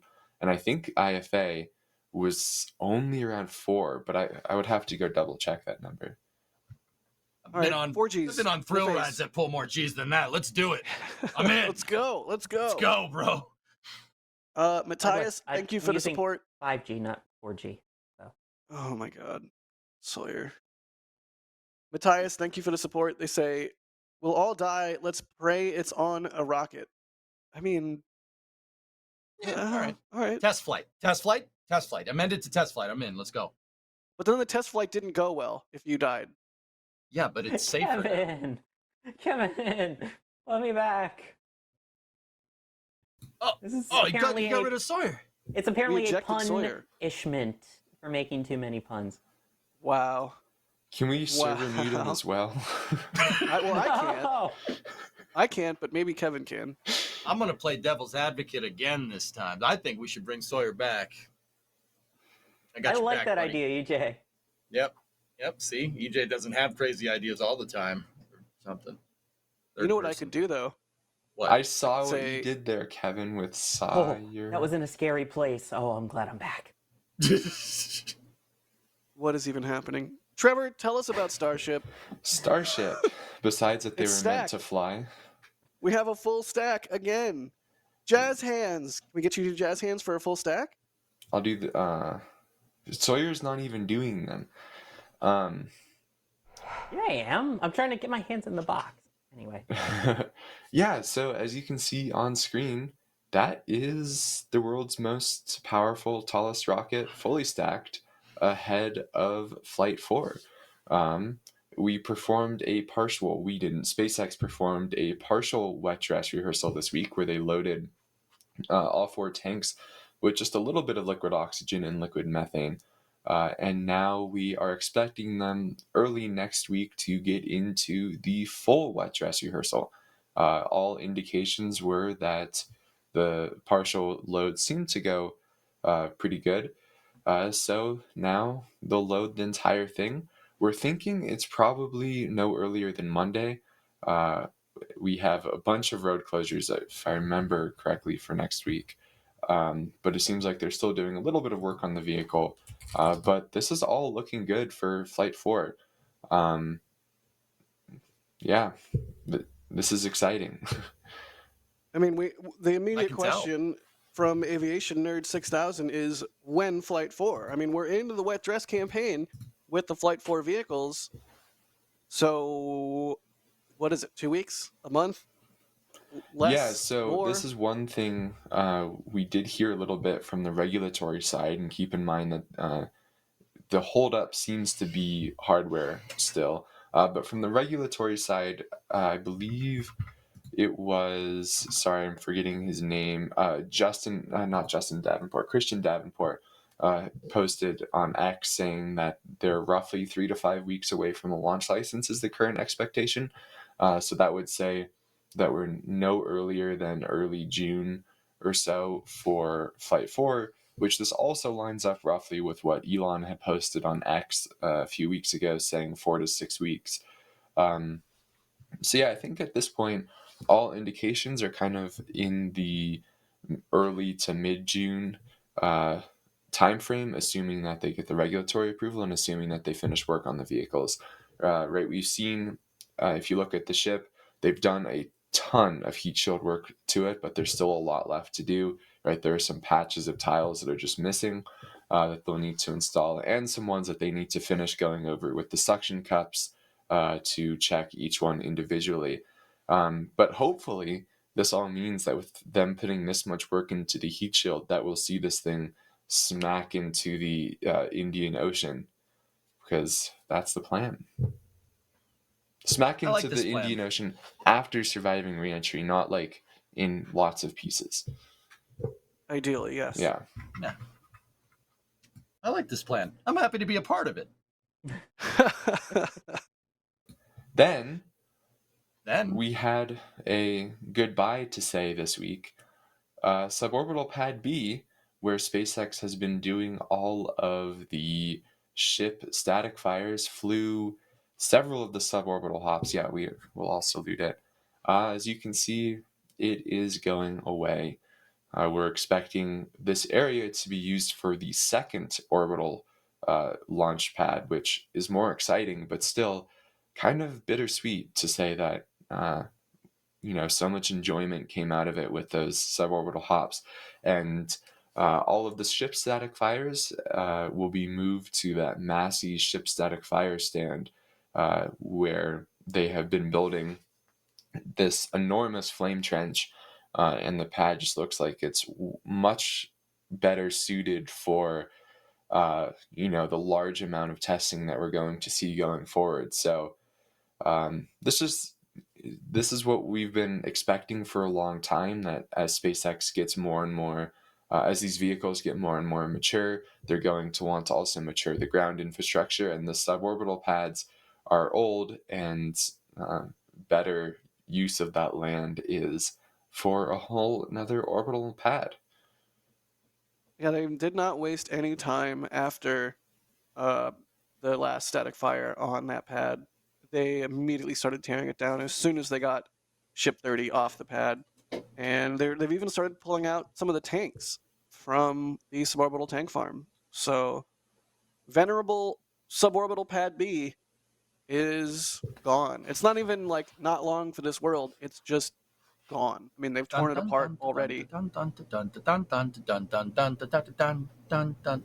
it's gone. Yeah, Pad B is gone.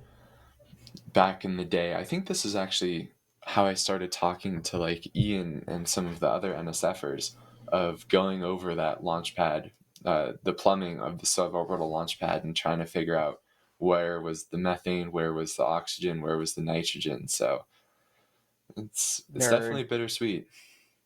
I mean, it's definitely a beautiful pad to photograph a static fire on. And you know what? I forget what viewer it was that said this, but I think it was last week when we were lamenting the loss of suborbital pad B, somebody said, hey, but it's not going away, it's being upgraded to an orbital pad. So yeah, you know Copium. what? I'm here for it. Also, who created the new poll? I'm sorry to interrupt. Sawyer to be placed in pun prison. Yes, despite being an NSF celebrity, spelled wrong. No, he finishes his sentences and maybe short spell in the penitentiary. Did Patrick write the poll? I'm going to go with the last one. I picked the come no on. one. Trevor, what did you Thank pick? you. I'm voting to punish Sawyer to the fullest extent of the law. I thought we were friends. Yeah, but Kevin Michael Reed has too much power. I need to agree with him.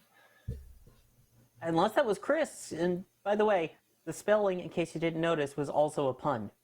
So yeah, celebrity. Thank you. Yes. Thanks. Did I mention I'm not feeling well and my brain isn't working? So rockets, like the one on screen. Now, okay, yeah, I'll be the one to reel us back in, which I don't know what that says about you guys, but anyway. So I don't know what that says about you all. Moon Train. Yes. Okay. Cool. Moon Train. I said this last week. I'll say it again. Yeah. Whatever. Yeah. It's cool that they built this. It's cool that we got to see it being built. Whatever. We're gonna get better stuff out of it. We're gonna get an orbital launch mount out of it. Erase it like a blackboard. Let's go. The one constant has been Hoppy, and people will come, Ray. Hopper. Whatever. Get rid of it. It has been erased like a blackboard. Rebuilt and erased again. But Hoppy has marked the times. Hopper. Yeah. If you got that one, man, good for you. But honestly, get rid of it. Build a bigger pad. Everybody's saying, no, we don't want SLS. We want more Starship. This is the way to get more of that. I want more of that too. You don't understand. I'm greedy. Give me more rockets. Please. Bring it on. It's more better. Let's go. So, yeah, I mean, that's sort of where we're at with Flight 4. We can do some questions about Flight 4, but also we have to talk about old Sparky. So we need to put a pin. We need to put a pin in old. I know Kevin already showed it on stream, but let's do a couple of Flight 4 related questions and then talk about what the heck happened with Ship 31, because dare I say, yikes. You bet. Concur. We don't need any more of these. River Dave, this is for EJ, is asking, would the Moon Train have a whistle? Because in space, no one can hear you honk. Yes. Sure. All right, Wouldn't good a talk. whistle just be RCS at this point? I mean, also yes. Yeah. Yeah, you didn't think of that. Yeah, flip that one around. What is an RCS thruster if not a fancy whistle with high ISP? Yeah, I see. Yeah, this is good. Does that mean when a thruster throttles, it's like a slide whistle? Is that where we're going with this? Yeah, that's fine. Yeah, we can go there. That's good. Cool. I'm sorry, I took this off the rails? Hey, we're talking about trains. It's fine. We're still on the rails. Yeah, by nature, trains are on rails, Sawyer. Yeah, Unless it's a moon train, in which case it may or may not be on rails, as previously discussed. Okay, after that pun, you better not vote for yes.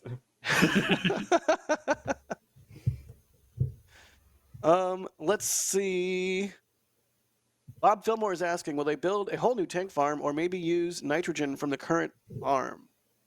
What do we think they're going to do tank farm wise? Are they going to plumb orbital pad B into the current tank farm, or you think they'll build a whole new other tank farm? Trevor, you go first. Yeah, I want to hear Trevor. This is kind of the big conversation that we've been having.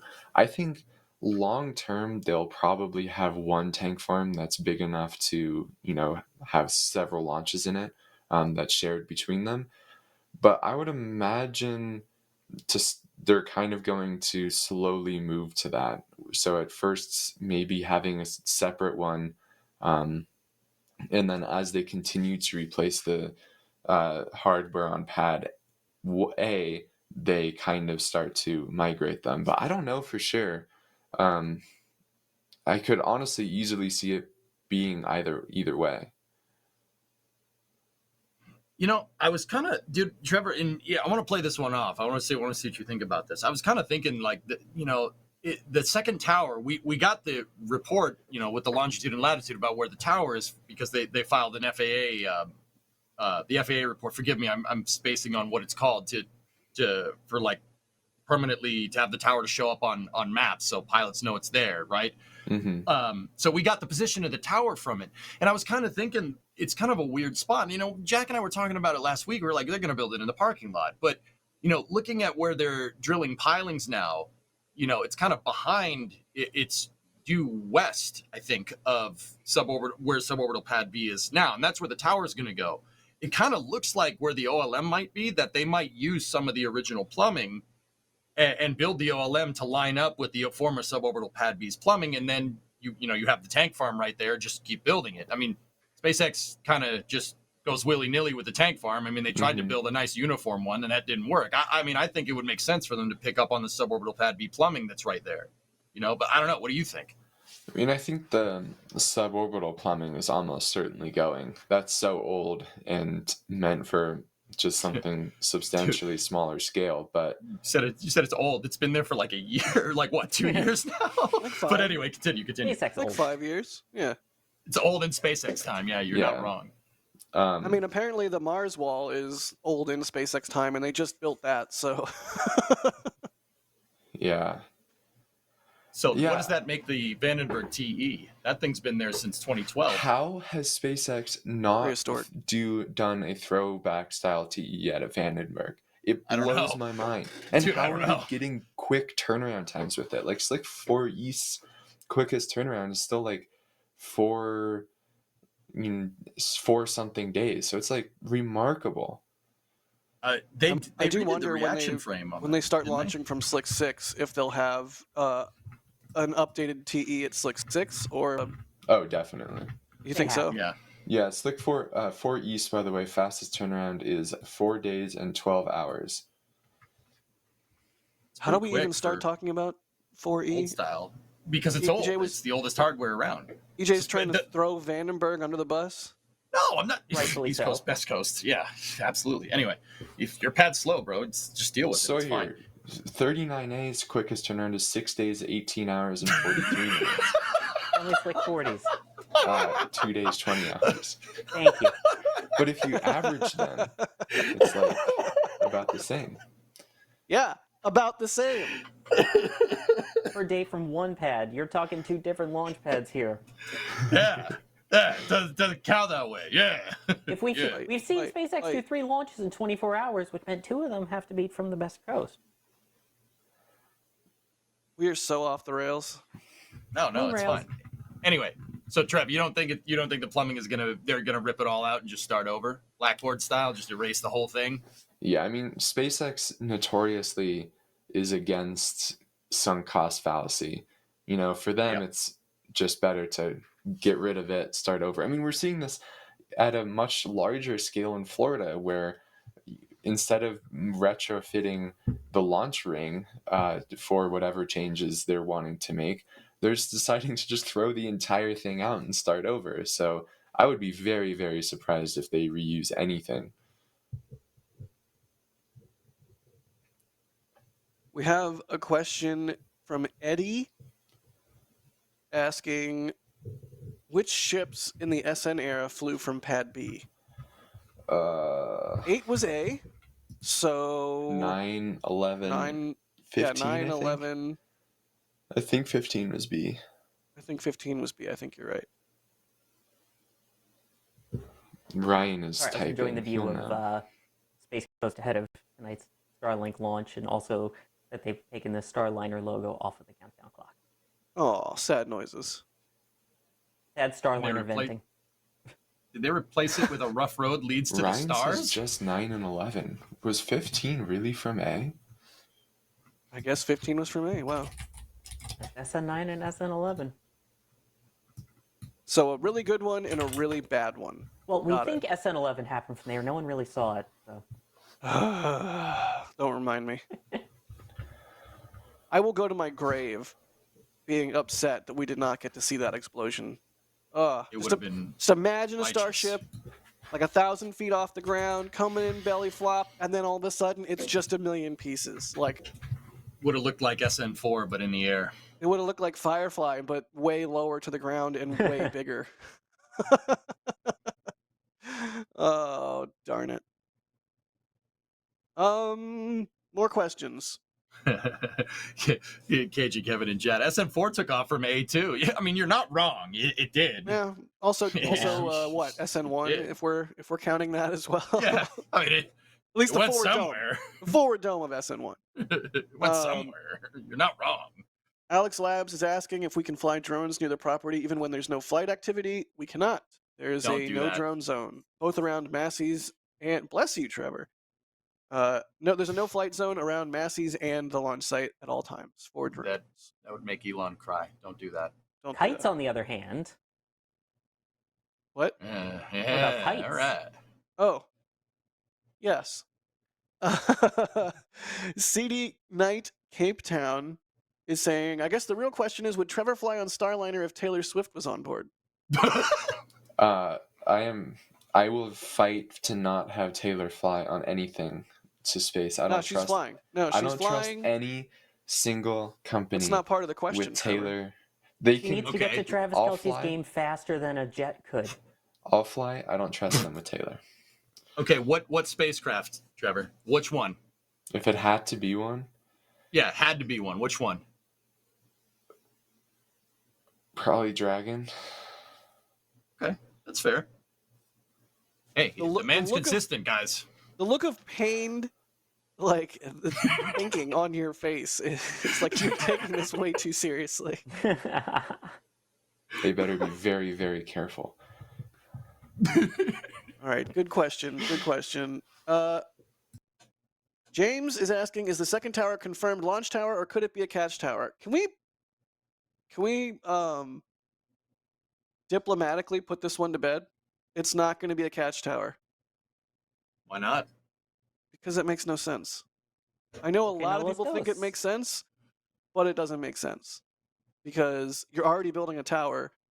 Why relegate it to only catching? Like, you're going to need a second launch tower, build a second launch tower, and then the catch tower becomes the first tower. When you launch, you have a second tower in case something bad happens to it. Like, I don't understand the impulse that people have that one tower is for catching, one tower is for launch. It's just no, absolutely not. Okay, I feel like they should be able to do both. Yeah, exactly. Sorry, I didn't want to interrupt you there, but yeah, I mean, that's the whole point. Is like I said, like the old commercial in the U.S. Por qué no los dos? Why not both? You've got the ability, as you mentioned, you can either catch and land at the same one, or you launch from one and then catch at the other pad, so that if something goes wrong, you still have the capability to launch. You've got all these different options here, so I use them both. Now, all right, fellas, I have a question. Because, Jack, I agree with you. I agree with you that if you're going to build one. Build the OLM with it. But here it comes. But we know that booster catching is in the critical pathway to get SLS out to the moon, right? They need to be able to land these boosters unless you want to fly 15 times and expend 33 Raptors every single time. That's in the critical pathway of trying to get people back to the moon and landed on the moon with SpaceX's human landing system, right? So you think maybe they build out, just build the tower and then, attempt to catch and, line up all the plumbing, but don't build the OLM, catch one, and then build the rest of it. You think they'd kind of be like, okay, pause, land something on there. Well, it's low risk. Or you say, screw it, they build the whole thing. We're going to get to the first catch before the tower is even completely built, the second tower. I think people are dramatically overestimating the amount of time it's going to take for us to get to the first catch. I think we see the first catch attempt either this year or early next year, and just factoring all things into that, there's no way that the tower would be done before then. So they're going to be launching and landing from the same tower, from Tower 1 and from Pad 1. So it just doesn't make sense to relegate it to catching only. They're already going to be risking Pad 1. They're already going to be risking Tower 1. So I get what you're saying, but fact of the matter is they might as well just build everything in the same way that they did for the first pad, because they're already going to be risking the first pad with catch attempts. Now, Yeah, dude. Dude, I hear you. I think that's fair. Now, Kevin, can you bring up the FAA thing again? Now, I want to point out another interesting thing on this FAA document that we have about where the tower is going and how long it's going to take. Because they have the build timeline for this tower, which I mean, I would assume it's essentially the entire pad, right? They have this build timeline. It's a year. That's it. It's going to be done May 2025. That's what the building, they marked how long they think it's going to take. Now, personally, I don't think it's going to take that long. So, I mean, Jack, that kind of seals the deal with what you're saying, that they'll just crack this thing out completely, probably between Flight 4 and Flight 5, and have it ready by the end of the year. You know what I mean? Like, it makes sense. Why wouldn't you? We shall see. I Speaking mean, of the FAA, we have some breaking news that just Yeah. came in, I Yeah, believe, too. There it is, right there. Yeah. what is the news, Sawyer? Well, Trevor got a response Not from me, Adrian. Well, Adrian got a statement, excuse me, from the FAA in regards to the status of the mishap investigation for Orbital Flight Test 3 and its impact on Flight 4. I believe we have the quote of it is, "The FAA is responsible for and committed to protecting the public during commercial space transportation launch and re-entry operations. Today, SpaceX requested that the FAA make a public safety determination as part of the ongoing investigation into the Starship OFT-3 mishap event. The FAA is reviewing the request and will be guided by data and safety at every step of the process. When a public safety determination request is received, the FAA evaluates safety critical systems, the nature and consequences of the mishap, the adequacy of existing flight safety analysis, safety organization performance, and environmental factors. If the FAA agrees no public safety issues were involved in this mishap, the operator may return to flight while the mishap investigation remains open, provided all other license requirements are met." So what this is saying is SpaceX may not need to close that Flight 3 report with the FAA ahead of Flight 4, assuming that the FAA agrees that the public was never at risk during this last flight. So this could accelerate the timeline that I was actually just mentioning like 10 minutes ago of them needing to wait to close out that investigation. If the FAA agrees to this, they will not have to close out that investigation, and they could launch Flight 4 without that investigation being closed. Neat. Well, that's an interesting development. I did not expect that. I mean, up until now, the whole mantra has been, no launch until mishap investigation complete, and this could, if the FAA agrees, change that, which is interesting. I mean, could result in more flights faster, right? That's a good thing. I guess also the question is, what would they consider a public safety risk? And as it says, though, they still have to close out all the other items as well. But I wonder what the definition of safety risk is, and if there's anything that we saw, at least we saw ourselves. I'm sure there's more that happened internally that could be considered a public safety risk. Right. Well, lot to ponder there. But speaking of safety risks, Trevor, you want to tell us about what happened with Ship 31? Electricity. Is that electricity happened? Yeah. No. Be more verbose. Okay, if you insist. Yeah, so the other day, Ship 31 was undergoing cryo testing at Massey's. Right, as we were talking about earlier, SpaceX has been trying to move as much of that testing over to Massey's as possible. This has included cryo tests for probably like a year now. And as we were mentioning, static fire tests will be going there shortly. So they were doing the cryo test of Ship 31 when all of a sudden one of our cameras saw some bright flashes. All of the sudden? Yeah, all of the sudden. Isn't it all of a sudden? All of a No, I thought it was all of the sudden. Yeah, who says all of a sudden? I guess me, and I guess I'm wrong. Anyways, please continue. Yeah, you can see that there. Some bright stuff coming from the vehicle. And this is seen from 5 kilometers away. So this is, I don't know, I would say not exactly ideal. Would you agree with that, Jack?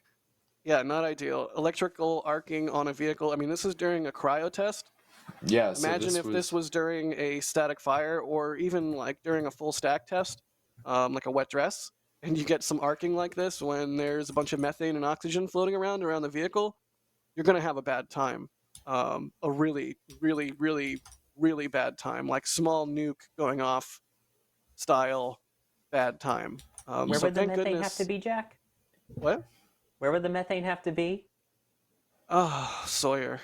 So Why? I'm just gonna move on from Sawyer's pun. This lasted for, I think 30 seconds to a minute, somewhere in there, before SpaceX was able to get it to be done, and then they ended the test there before rolling the ship back to the production site, and it has not done any further testing since this. So this ship is meant to be for flight. Let me think. 28 was 3, 29 is 4, 30 is 5, so 31 is 6. Wow. And as of right now, we still think that's the plan. I suspect SpaceX will still end up flying this vehicle. SpaceX is very good about having significant damage happen and then recovering from it. But yeah, I mean, ship or SN9 just fell over. Yeah, SN9 fell over and then had some interesting hydraulic fluids, and oh yeah, SN8 almost exploded. Yeah, all kinds of close calls that were recovered from. But yeah, we have some really important, like super important breaking news. All of a sudden is right. So it's all of a sudden. Take that, grammar wizard Trevor. I beat you. I stand corrected. I have defeated you. But is this the British people saying it? Because I don't care what they have to say about the English language. No, American. Okay, Ian. Yeah. Okay. In your face. I'll go throw some tea in the water just to be safe. Yes, the activity of my people. Yes. Well, for all intents and purposes, we now know it. Wow. Are you sure it's not intense purposes? Also, yes. So, I mean, Trevor, you already answered what you thought if they're going to fly 31 or if it's totaled. EJ, what do you think? Is this? I mean, that's a big electrical arc. I don't know. Is that enough to fry systems on 31 to the extent that they wouldn't fly it, or do you think it'll end up flying still? SpaceX skipping serial numbers notwithstanding. Dude, it looks like, from the pictures we saw of it rolling back, it looks like that whatever it was, it arced out and grounded out on the ship. If it's just wiring, if the wires got fried and it grounded out on the ship, you just replace the wires and go. So yeah, absolutely. Now, don't get me wrong, it's not as easy. Oh, just replace it. It'll buff out. It's fine. It is a spacecraft. You can't just be like, no, just replace this part. It's good to go. But I think it's going to fly for the biggest reason because SpaceX loves their iterative design. 31 had a problem. Okay, put a new wire on there and send it. It's not that consequential, right? Just fix the part and then send it, because you guys, you got to think about like SpaceX and their modus operandi here. They're trying to make Starship like an airplane. And what happens with a plane, right? You just replace the part. I mean, AMPs, all the AMPs in the chat just went, I know you got to figure out, you do some fault tree analysis, right? And figure it out. But also, SpaceX is doing rapid development here. So if there is something that happens with this, they'll just send another one. They're working on trying to figure out how to mass produce these things. So if one goes wrong, you fix it, and if it doesn't give you good data, all right, the next one will. Just like what we were talking about with SN4 and SN8 and SN10, they kept going until they got some good data, until they got a good baseline, and then they said, okay, let's go on to the next thing. Until SN15 landed. Heck, they're cold, man. They scrapped that thing. Can you believe that? I still can't believe that. Yeah, I'm pretty mad about it. I still can't. They're just like, nah, we don't need that. Heritage? Just wait until they scrap Hopper. No. And they won't. Hoppy is forever. I will chain myself to it like a tree hugger. I think I said this last week. Like, I'll be up at the top of Star Hopper. I'll have buckets. I'll lower down buckets with items in them, and then you can put food in a fresh bucket. It'll be a whole thing, but they won't scrap hopper. So, here's my question then. I could still see them using 31. I see no reason not to. I mean, we saw the crazy explosion with Booster 7 that flew. Do you think, given that the rapid turnaround that they're planning between these flights, assuming everything goes right between Flight 4 and Flight 5, they're talking a month or less. Do you think maybe at that point they swap it out for Ship 32 and then Ship 31 flies on Flight 6? Do you think that's a possibility? Yeah, absolutely. I think that's a good point, Sawyer. Yeah, I mean, they could just move it back, move it back in the production line. That's really smart. In fact, I think that's probably what they'll do. Good question, man. Yeah. I have those every now and then. Every now and then. Every single time we've thought SpaceX may switch order, they haven't switched order. And every time we didn't think they were going to, they did. What So- switched order in the Starship program? Hey, at least we're consistent, okay? I thought for sure 16 was going to fly at one point, and then it didn't. Sure, but that's not switching order. That's just not flying. Skipping ships is not switching order? No. I mean, they've never gone. So, like, after SN9 tipped over, the talk of the town was they're going to move 10 before 9. That didn't happen. And I think there have been other examples with, like, I don't know, Starship history, man. It's been so long. Like 5 years. Play the tiny violin. Sawyer, thank you for grabbing a patch from the store. They say Flight 4 hype. Musical Wolves, Other Sawyer, thank you not me. for Yeah, that's the other Sawyer. super Hi, chat. Sawyer. They say new full stack. New full stack plushie? No. No. I think there is another plushie in the works. I don't want to leak anything, but it's not a full stack. As he leaked. Anonymous, thank you for the store purchase. They got the Flight 4 patch as well. They say, excited for my patch, the start of my collection. Nice. Bideford with a very generous $25 super chat. Thank you, Bideford. Hi, Bird. We love they you, say- buddy. You're not old. You're They said- tenured. Curiosity, what is the age of all hosts? Some have more history of space than others. FYI, I'm sure I could be mother and grandmother of several. Jack needs some chicken soup. Thanks, Flame Trench. Oh, Aw. thanks, Bideford. Jack They're- is turning 382 tomorrow. And Trevor is 5. Two. Yeah, okay, sorry, 2.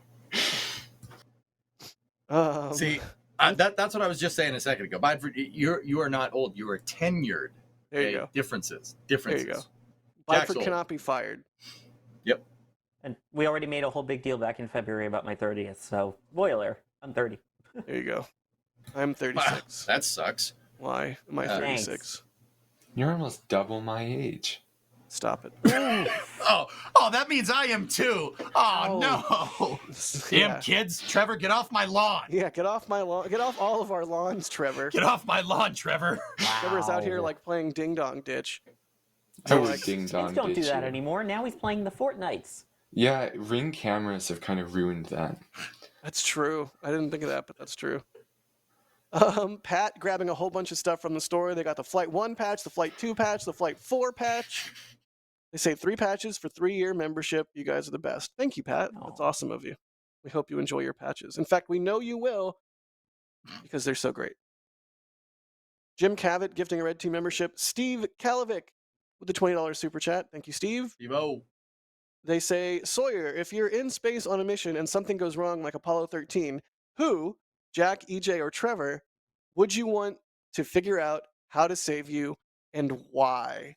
This is such a good question, and if you don't say me, I'm going to be very mad. But please, don't listen to what I just said. Give us an unbiased answer that includes me. I feel like I should take my earpiece out so I don't hear your response after I answer.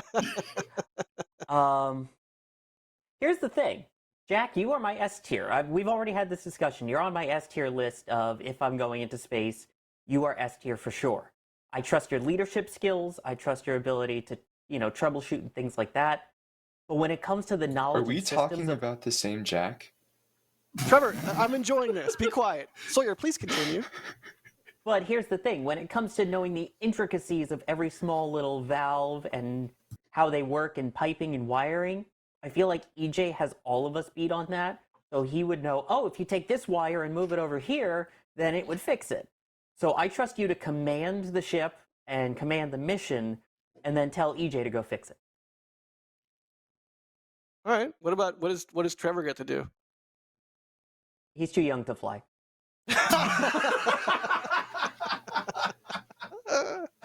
Awesome. Damn, man, you gonna do him like that? That's awesome. Jeez. Yeah, Ian in the back channel says Trevor would get bored with the situation in 15 minutes.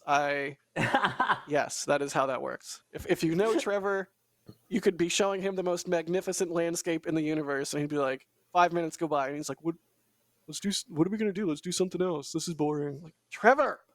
Yeah, let's go play play Bed Wars. We should play Bed Wars. Called it. I don't even want to be around anymore. A LAN party is. He doesn't know. He has no idea what a LAN party is. He doesn't know the glory of spending 4 hours setting everything up and getting everything working, and then playing for like an hour and a half before you and your friends pass out because it's like 5 a.m. and it took that long to get everything set up. What is fun about this? Had to be there. Okay, so that was a no. All right, cool. Just making sure. Matthias, thank you for the support. They say, what's wrong with Ship 31? As Trevor said very succinctly earlier, electricity. Electricity do bad thing. And magnetism, because there must have been some magnetism. Thank you, Trevor. Anonymous, thank you for the store purchase. Looks like they got the IFT 4 patch. They say, oh yes, the baker made us some more Starship cookies. Great job again with the patches. Wilbo Baggins becoming a Padrat member. Is that Wilbo Tiberius Baggins, or is that a different Wilbo Baggins? Read it. Read the messages that came from them. Oh, here we go. Yeah. Wilbo, wow, with a 50-pound super chat, say, I've discarded Tiberius. So lovely to be hearing you guys live. All right, Wilbo Baggins. No more Tiberius. Noted. And Matthias gifting a Red Team membership. Thank you, Matthias. Seriously, if you're out there gifting memberships, we appreciate it so much. And it's just a cool thing because you're supporting us and you're helping people to access the member program that might not otherwise be able to. So it's just a cool thing. So thank you for doing that. Hey, fellas, not to change the subject real quick. You know where I'd put Trevor? Trevor's a console guy. Trevor needs to be a Gene Kranz. That's the place for Trev. Trevor, would you accept your Gene Kranziness? I don't know who Gene Kranz is. He's what the? Get him off the stream. What the? Kevin, No. get him off the stream. Leave. No, Shut down his you do video. not to say that. Shut down the video. Trevor is canceled. Kevin, It's replace over. him with the Taylor picture, please. Yeah, that's fine. I am upset. I'm upset. I'm so mad right now. Only considered one of the greatest flight controllers of all time, who was basically in charge of helping to save Apollo 13 while he was on console. Chat is so mad at you, Failure Trevor. is not an option. Read his book. It's amazing. And rightfully so, I might add. They are rightfully mad at you, Trevor. I don't know anything. This should not be a surprise that I don't know stuff about old space. Like unfortunately, Old it's not a space? surprise, but it's nonetheless extremely disappointing. What does the S stand for in NSF? Fun. I said the S, not the F. Oh, I heard F. Oh, jeez. Trevor, Oh my God. Trevor doesn't know who Gene Kranz. Wow. What is the alphabet at this point? I was going to say, Trevor, you'd make a really good Capcom, but That's what I was saying. I think you need to know who Gene Kranz is to be a good Capcom. Also, be able to listen and relay.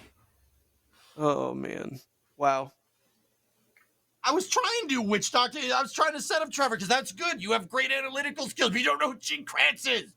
The heck, man. We were trying to build you up. We thought we could ride the Trevor hype train, and now we're just that train doesn't exist. Apparently Why do you not. build me up, Trevor, just to let me down and mess me around? I'm sorry, Sawyer. And you won't get the song reference there either, so it's fine. Nope. Buttercup. Yeah. All right. Well, on that note. What note was that? That's the Devil's Court that was just played there, and not like the Doctor Who episode. Oh man, Devil's Core, the uranium with the two halves. What? Anyway, no. It's fine. Well, there is a Starlink launch coming up tonight. You can see there we are an hour and 26 minutes away from that Starlink mission, 6:59 out of Slick 40. So yeah, stay tuned Dash for that. 21. Oh yeah, this is going to be the 21st launch of this booster, huh, Trevor? Yeah, the first 21st flight of a booster, and with a pretty good turnaround time as well. Where is my mouse? Stand by so I can open. So Hold it's safe on. to say this isn't your ordinary Starlink. Yeah, this will be a 34.95 day turnaround of beats 1062. So overall, pretty good. And for those who like tracking tugs with me, a shortfall of gravitas was tugged to sea by Signet Warhorse 1, which is the first time this tug has ever been used on a SpaceX mission, and I suspect I am the only one who cares about that stat. Wait, Signet Warhorse? I do. Yes, there's Signet Warhorse 3, which is regularly used, but Cygnus Warhorse 1, this is its first mission. Oh, and Alex is saying that it's been used. Hold on, when was it used? I do not have this in my database. I feel like we need elevator hold music. Ba-da-da-da. Signet He's checking the Warhorse spreadsheet. 1. The girl from Boca. It's been used for a couple of... The booster from Boca Chica. The booster from Boca. And when This it's is static cringe. fires, Yeah. it fires. You want to come on This is camera bad, now? man. Yeah, this is really bad. This is really Someone bad. wants to But you come know on what? Camera, I think. I'm living it up, dude. We're going to full 9. I'll sing the whole song. I don't care. Somebody needs to make a booster from Boca Chica, Girl from Ipanema parody. It's just right there. It's right there. Yes, It's just please. low-hanging fruit. Trevor, any updates there, Mr. Spreadsheet? No, I do not have this in my spreadsheet, so I have an error if Alex is correct. What do you mean if? It's Alex. I have found a few errors in Alex sheets. Most of the time, I'll admit, when we compare, it's my sheet that has the error, but a few times it's been him. All right, that's fair. All right, Tried, well, everyone. Jake wanted to jump up, but he didn't. So, oh, sorry. No cat? He's in my he's on the rug in my background. No cat? All right, cool. Hopefully that gets gift for later. I do think it looks like Signet Warhorse 1 may have been used to tow Phobos at one point.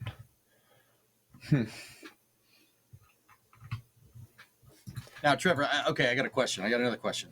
You're a tugboat kind of guy? You like tugboats? Tugboats are pretty cool, right? where are you Is that going why you with track this? I'm You so just- scared. No, tugboats are cool. Those boats have like 5,000 horsepower. That's pretty cool. I'm actually asking. I think tugboats are awesome, and this information is pertinent to me. I'm very interested in this. I'm not trying to make a joke. I actually enjoy this stuff a lot. I enjoy seeing the decrease in turnaround times of drone ships, only possible from these tugs going many knots. Sawyer, if you make a knot pun, I swear. Do not do it, Sawyer. Do not do it.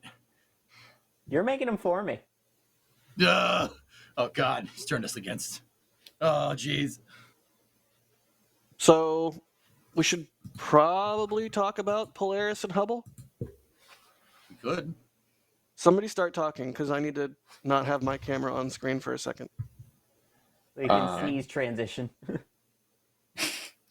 Please hurry. Sawyer, you should talk. I should? I guess. I'll do it. I like talking. do it. I'm good at this. All right. Well, man, yes, you tee are it up. very good at talking, but Yeah. It's a talent. yeah. So recently, there has been the discussion of what to do with Hubble. We heard Jarrett Isaac say that he would want to take a Polaris mission and go save it. In fact, we talked a little bit about that last week, even, especially with the release of the video about the 15th anniversary of STS-125, the mission that saved Hubble on its final repair mission there. Which, by the way, if you haven't watched it, you should totally check it out on the channel because it is awesome and it features me, and me. So I selfishly kind of love it, but That's the best kind, dude. It's a good video. It's a good video. no, we've got some exclusive stuff in there, some video that hasn't seen the light of day in forever, some great things from L2, including today being the anniversary that Mike Massimino had to rip a handle off of Hubble to be able to replace an instrument. That video is in there. Can you imagine that? Can you imagine being told, like, hey, it's going to require, what was it, like 60 pounds force of a yank on the handle? And this is one of humanity's greatest achievements, one of a kind space observatory, and they're like, yeah, just yank the handle off. Yeah, like, exactly. It's terrifying. So just for people that, it's like, okay, you yank the handle off. You want to understand how complicated that is? Try playing tug of war on oil slick. That's how difficult that is. True. It's not, you watch the footage. Yep. It's not just like, oh, you pulled it off. What a big deal. No, that's not easy to do in space. Very easy. Jake! Anyway, sorry. Anyway, so it turns out that there have potentially been some internal emails with inside NASA that have now raised concerns about a private mission going to save Hubble. Now, keep in mind, Hubble does have a docking adapter that was added on STS-125 as a way to allow an uncrewed spacecraft to go up to it and allow it to complete a controlled re-entry burn and basically disposal burn. Now it's the question of, should they allow anyone in a private company to touch NASA's precious baby, basically? And the reason why is the real question. It goes down to a couple of different things. Is it a concern for the spacecraft? Is it the people that built it really love it and don't want anyone else touching it? Is it a political thing? What do you guys think? I mean, I see multiple camps when I see discussion of this. One camp is like, don't let Polaris near Hubble. They could break it, or worse, hurt themselves while attempting to service it and break it and also result in the loss of life, which would be terrible. On the other hand, I see people like Jared saying, Hubble is not in great shape, especially with the current level of solar activity. And yes, there are people saying, you know what, we don't have to rush to reboost it. We've got time. But that's the kind of thinking that leads to, I don't know, oh my God, Space Lab being like, oh yeah, we have Skylab having time, like, oh, we've got time to reboot Skylab. Shuttle will be on time. It'll be fine. And then we lose Skylab because shuttle was not on time. So I think it only makes sense to leverage commercial and leverage Polaris. I mean, if somebody is telling you, hey, we'll completely foot the bill, just make it happen. I mean, whatever safety margins you need, whatever parameters you need to put on the mission to ensure that it goes well and as safe as possible, sure. But don't just outright say no. I mean, and I get it. Dragon doesn't have a robotic arm. So it's, you increase the complexity of working on Hubble significantly just because you don't have a robotic arm. And it's like what EJ was just saying. You can't work on something. It's like working on an oil slick, or trying to tug on something while standing on an oil slick. Like space, it's Newtonian physics, right? Like every action has a reaction, and if you don't have a way to secure your body on a fixture, like, I get it. There are complexities to a Dragon mission to Hubble. That said, I don't think any of these are insurmountable. Yeah, go ahead, EJ. I agree with you, dude. Now, just clue me in, fellas. Did NASA just outright say, nah, don't get near it? Or were they like, okay, we got to figure something out? They didn't say don't get near it. There was the study, right? There was a study where They looked at the feasibility of doing this, and if I remember correctly, NASA made a recommendation. I don't know that we know what that recommendation was, but program managers in the Hubble program are reluctant, I think, is a fair encapsulation of the situation. I could be, you know, mis-summarizing it, but that's my read. It seems like there's some elements within NASA that are all for it, and it seems like there are some elements within the Hubble program that are more protective of the spacecraft, which I understand. But if we're going to lose it one way or the other, why not at least try to save it? I think that I mean, okay. So once again, I'm devil's advocate, guys. Don't hate me. I think having commercial astronauts fix a piece of NASA infrastructure is a bad look for NASA. I think a good solution here would be to have 2 mission specialists that are NASA astronauts and have, Kid Poteet and Rook Isaacman get up there and, they could be pilot and commander, but 2 NASA mission specialists on board. Now we're talking. I think that would be a good compromise. Yeah. I don't think it would be the best thing doing it with all commercial astronauts. That's a bad look because, once again, it's what I was talking about a little bit earlier. All commercial astronauts go and fix this thing. Some bonehead is going to be like, well, why don't we just have all commercial astronauts? Why do NASA astronauts exist, right? Someone's going to make that argument. Screw that. That's a bad idea. Have it be a hybrid mission, put 2 NASA mission specialists on there, get up there and fix the dang thing and boost it too, because that's the problem. It works. We got to boost it.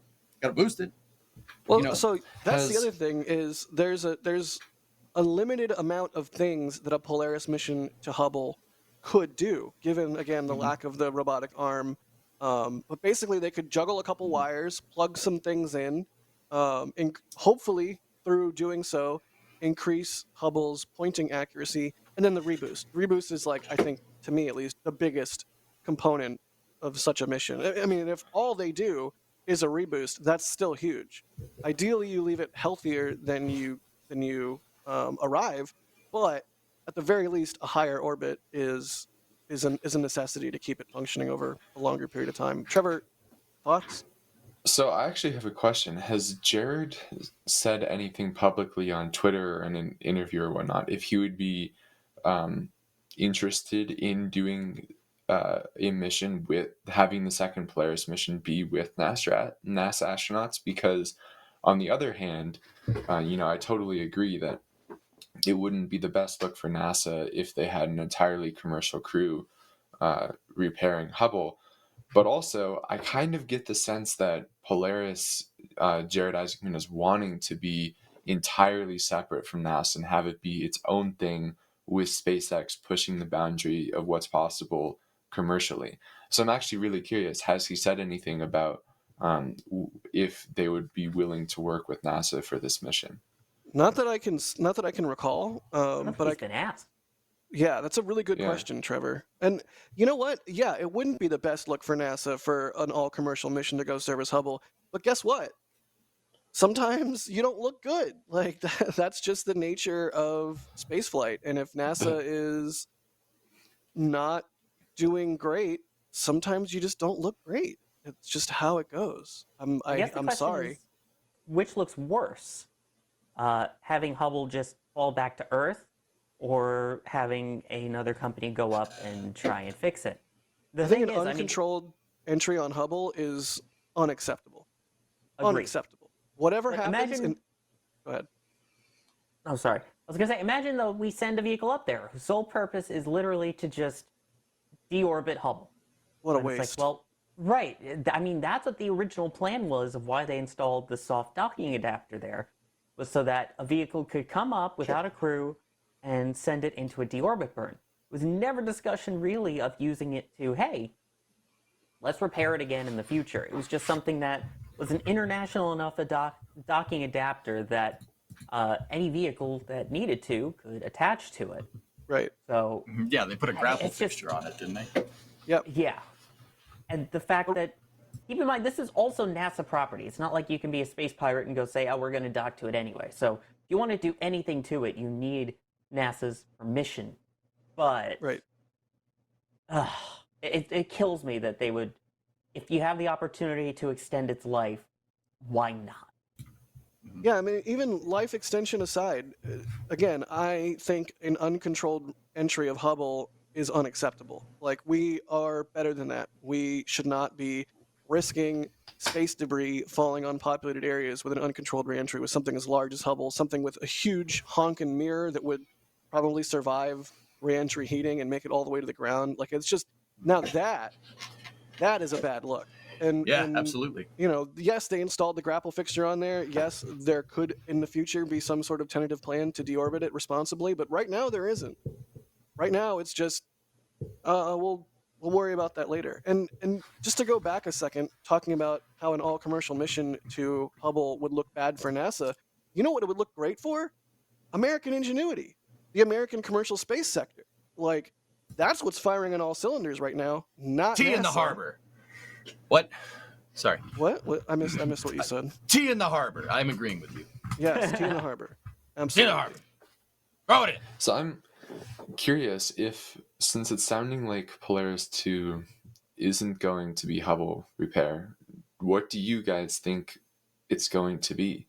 Because Jared said, I think it was on NSF Live, that right, they're going to have they want the level of risk on this mission to be what they're planning for the Hubble repair or higher. And right, they are requiring that it's going to have an EVA. And it sounds like they want that EVA to, actually do something unlike just the test that they're doing on Polaris Dawn. So can you guys think of anything else that kind of fits within what Jared has described? That's a really good question. Ooh. I would think something involving a rendezvous would be a good candidate. What that might be, what you might rendezvous with, no idea. I mean, two dragons rendezvousing would be pretty sick, if you ask me. I'm thinking along the lines of like Gemini. Sorry, Sawyer. Don't be mad at me. Gemini. Gemini. You corrected, it's fine. But yeah,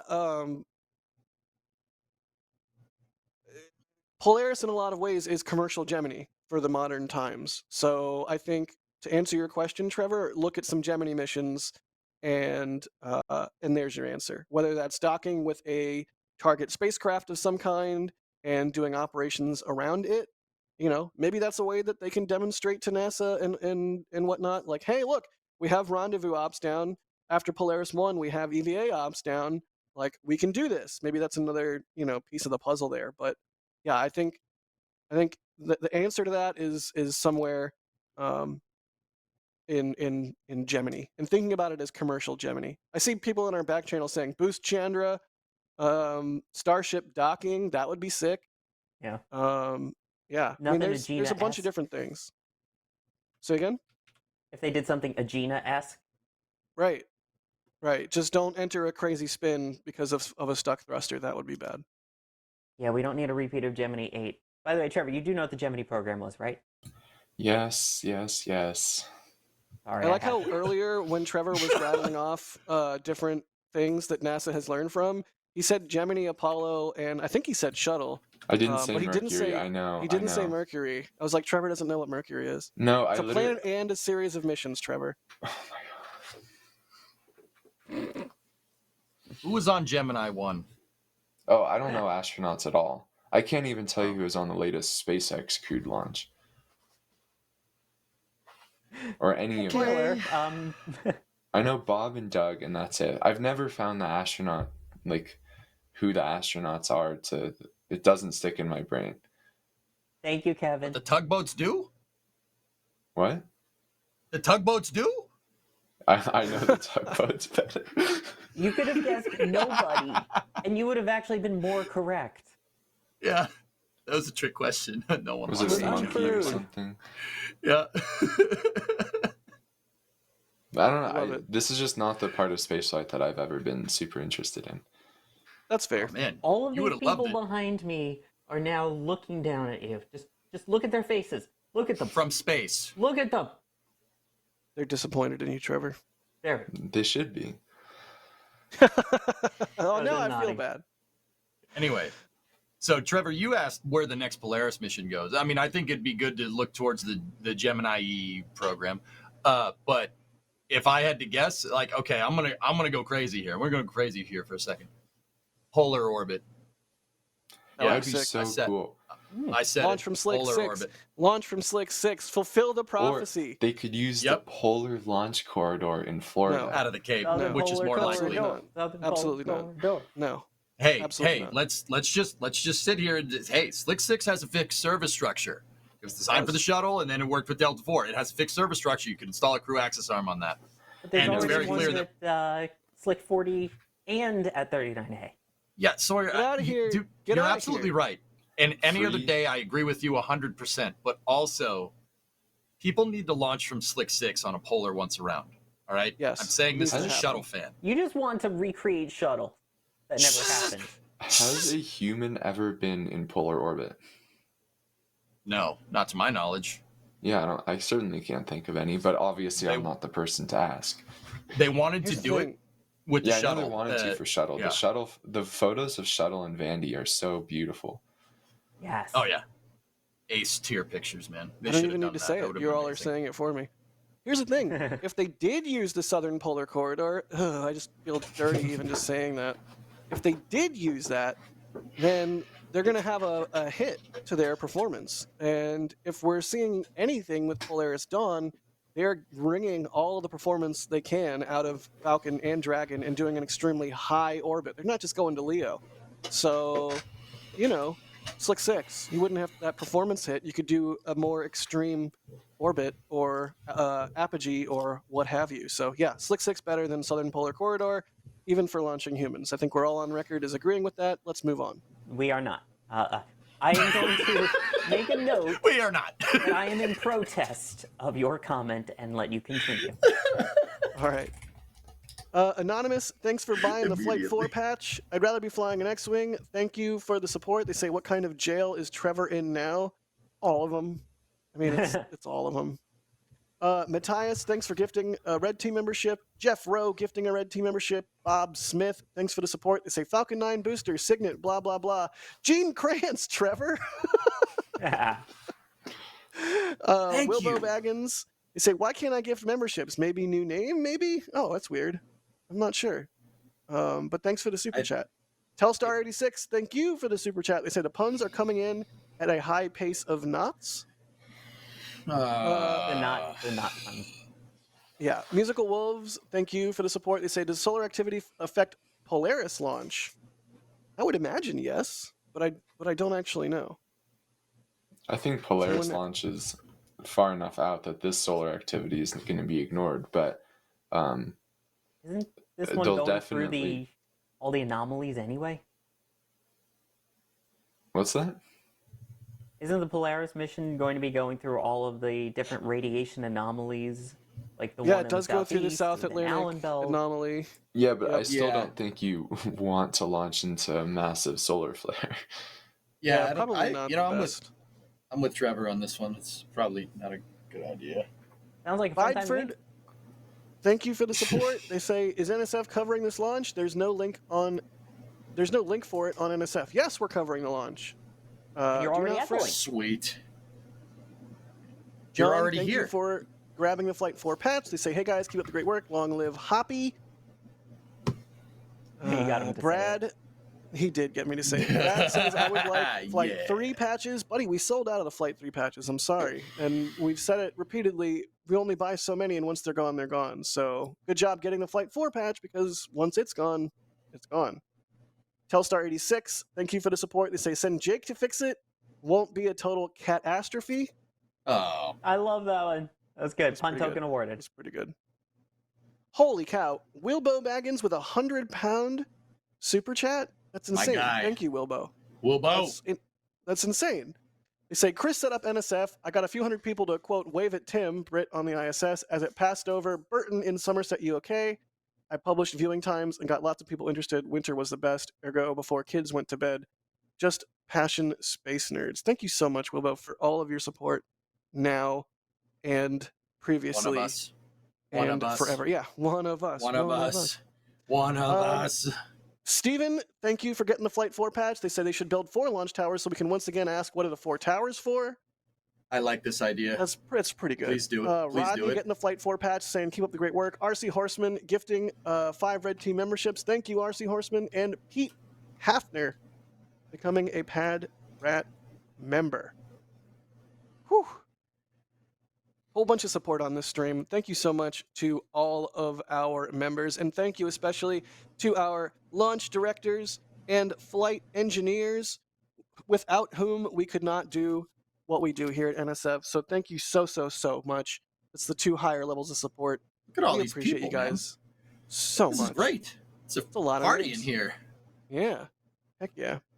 Nothing but a house party. All Sorry, right, what? well, with that, I think we will wrap up the Flame Trench and do a bit of host juggling. I'm going to leave because I'm sick and I don't feel good, so bye. But the stream isn't ending. I'm going to leave you in the capable hands of the one, the only, the handsome, the smart, the funny, the puntacular Sawyer. Who, me? You. Thank you, I guess. Yeah, so get ready, everybody. We've got Falcon 9, Starlink 6-59 on its way, and Let's go. just remember, this isn't your ordinary Starlink. There is a live look right now outside at Pad 40, where the rocket is ready to fly for a record 21st time. For those who are unaware, after that very kind intro, I am Sawyer Rosenstein, and Trevor Sesnick is sticking around to help with this one. Trevor, how's it going? Yeah, just, we were off the rails on the last one. This one will be a bit more serious since we have a launch to discuss, so excited for it. I'm excited too. And then, of course, with Jack out of the way, even though he is considered the field, we have our team out in the field, and joining us on comms from the field is Max Evans. Max, how's it going? Hey, howdy, hey, everybody, and good evening, good morning, or good afternoon, depending on where you may be watching from. And welcome to what, honestly, I have to say is a glorious evening here at the Kennedy Space Center. It looks absolutely beautiful out there. It does, as we hit the T-minus 1 hour mark until this launch. And we also have Dee out there helping with some more views. And the same person who was just making us all look funny on camera is going to be bringing you the beautiful views of tonight's launch. That is Mr. Kevin Michael Reed. So, Trevor, do you mind giving us a quick overview of the 6-59 mission? Yeah, of course. So I think you guys should be able to hear me. Let me just make sure chat can. Since we're switching systems, I just want to make sure I'm unmuted on the right stuff. I don't... Can I get confirmation of... Okay, yes, I'm good. Thank you. I see 5 by 5s. Yeah, so this will be, as you said, the Starlink Group 6-59 mission, which, as usual on these missions now, SpaceX will be launching 23 Starlink V2 mini satellites into a low Earth orbit. The satellites will then spend the coming months raising their orbit up to that roughly 550 kilometer circular shell that is Group 6. Then, following launch, the booster, which is B1062, which we'll get to here in a second, will be landing on a shortfall of Gravitas, which was tugged downrange by Signet Warhorse I, and supported by Doug, which will also attempt to recover both fairing hats. But, as you may have heard, it is B1062 on tonight's mission. So this is the 21st flight of a booster, so it's B1062-21. It has previously flown, I'll just go over the interesting missions, GPS SVO4, Inspiration 4, so Jared flew on this, Axiom Mission 1, Nilesat 301, sorry, skipping all the Starlink missions since who cares about them, OneWeb 17, Arabsat 7B, so many Starlink missions, holy cow, this booster has flown a lot. And yeah, that's all of the important ones for today's flight. There you go. And Max, obviously a big focus on this one now, flying, as you mentioned there, Trevor, for the 21st time. Max, how's the weather looking out there, and how are the port operations looking in terms of supporting this? Yeah, it is a bit breezy tonight, but that's nothing really to fret at because we are still well within the launch criteria for what Falcon 9 can handle. But otherwise, weather is absolutely superb, I have to say. Crystal clear skies over us. All the cloud systems that were over us earlier are heading out to, or at least away from us now, I should say. And the sun is going down marvelously. And I think if the weather continues to participate in the manner that it is now, and we launch at the opening of the window, we are probably going to get some pretty intense jellyfish action. And for those who don't know what a jellyfish is, essentially what that means is the exhaust particulates that are emitted from Falcon 9's exhaust, whether it be on the first stage or the MVAC, depending on what phase of flight it's in. Because obviously it's flying up, it is flying back into the sunlight, and the sunlight is the sunlight illuminates all of the exhaust particulates that are emitted from the rocket, and it creates this marvelous, like, white, sometimes colorful cloud against a very dark sky. So an amazing visual spectacle. But in terms of port operations, to answer your question today, a shortfall of gravitas is stationed 599 kilometers downrange this evening because Just Read the Instructions is still laid up in dry dock for some minor maintenance to, I guess, stay current. And as Trevor mentioned, Doug will be supporting fairing recovery operations this evening. So while Starlinks do grow mundane, this one, I have to say, is going to be hopefully be quite spectacular. Exactly, both in terms of views in addition to the historic nature of this one. So it's rare you get this excited for a Falcon 9 Starlink launch, and I'm with you on this one. There's a lot more hype to this than usual. A reminder, if you have any questions about Starlink or this mission, you can tag us at NASA Spaceflight, and we will do our best to answer as many of your questions as we can, including this one from Aviation Nerd. And they are asking, Trevor, I'll pose this one to you. When will they do RTLS missions on Starlink, or is that even still in the picture? Yeah, so right, I think toward the end of 2023, we saw SpaceX filing for these FCC permits to allow for RTLS Starlink missions. And some Starlink missions that have launched had an option that was not used for RTLS. However, it seems like that's probably no longer going to happen. And the main reason for that is SpaceX has really gotten the drone ship turnaround time substantially shorter than it was, almost twice as quickly. Toward the end of last year, on the East Coast, drone ships were taking, roughly 7 to 8 days, if not more, to be turned around, allowing them with two drone ships to have a launch every 4 days out of the Cape. But now they're turning drone ships around. The last Starlink mission, what was that? Starlink Group 6-58. That was a drone ship mission that had a 4 days, 6 hour turnaround. So they're now getting, with one drone ship, a launch every 4 days. So given that they have this huge increase of cadence purely from turning these drone ships around quicker, I find it unlikely that we're going to see them do RTLS Starlink missions. I suspect that before we see that, we would see SpaceX go for build another drone ship, and that's something that Kiko has kind of hinted at on X, that there may be more drone ships in the future, although unfortunately that has not been confirmed. And I think it's also worth noting that for a while they were also doing some minor repairs on some of the drone ships. So you had one that was completely out in January, and now you've got one that had to spend a couple days at dry dock in the Bahamas before then immediately going right back out for the 6-57 mission. So they are working that fleet hard, even having to, go in, make some fixes and improvements, and still have that fast of a turnaround time, which to me is absolutely crazy in a good way. Yeah, and that's why, right, the question that, I mean, we talk about it basically every time we're on stream. of how is SpaceX's 148 launch goal looking. Um, and right, the first assumption that you may make is say, okay, look at the first launches or the first quarter of this year, right? We're about a third of the way through the year. So I guess look at the first third of this year. There have been 50 Falcon launches. So therefore, there's going to be whatever 50 over like 0.36 is. 139 Falcon launches, in which case, like, by that math, it seems like they're going to be pretty close to their goal. However, like you were saying, this has been with, during this, they had a 20-day delay in Vandenberg, Common Vandenberg L, sorry, Jack.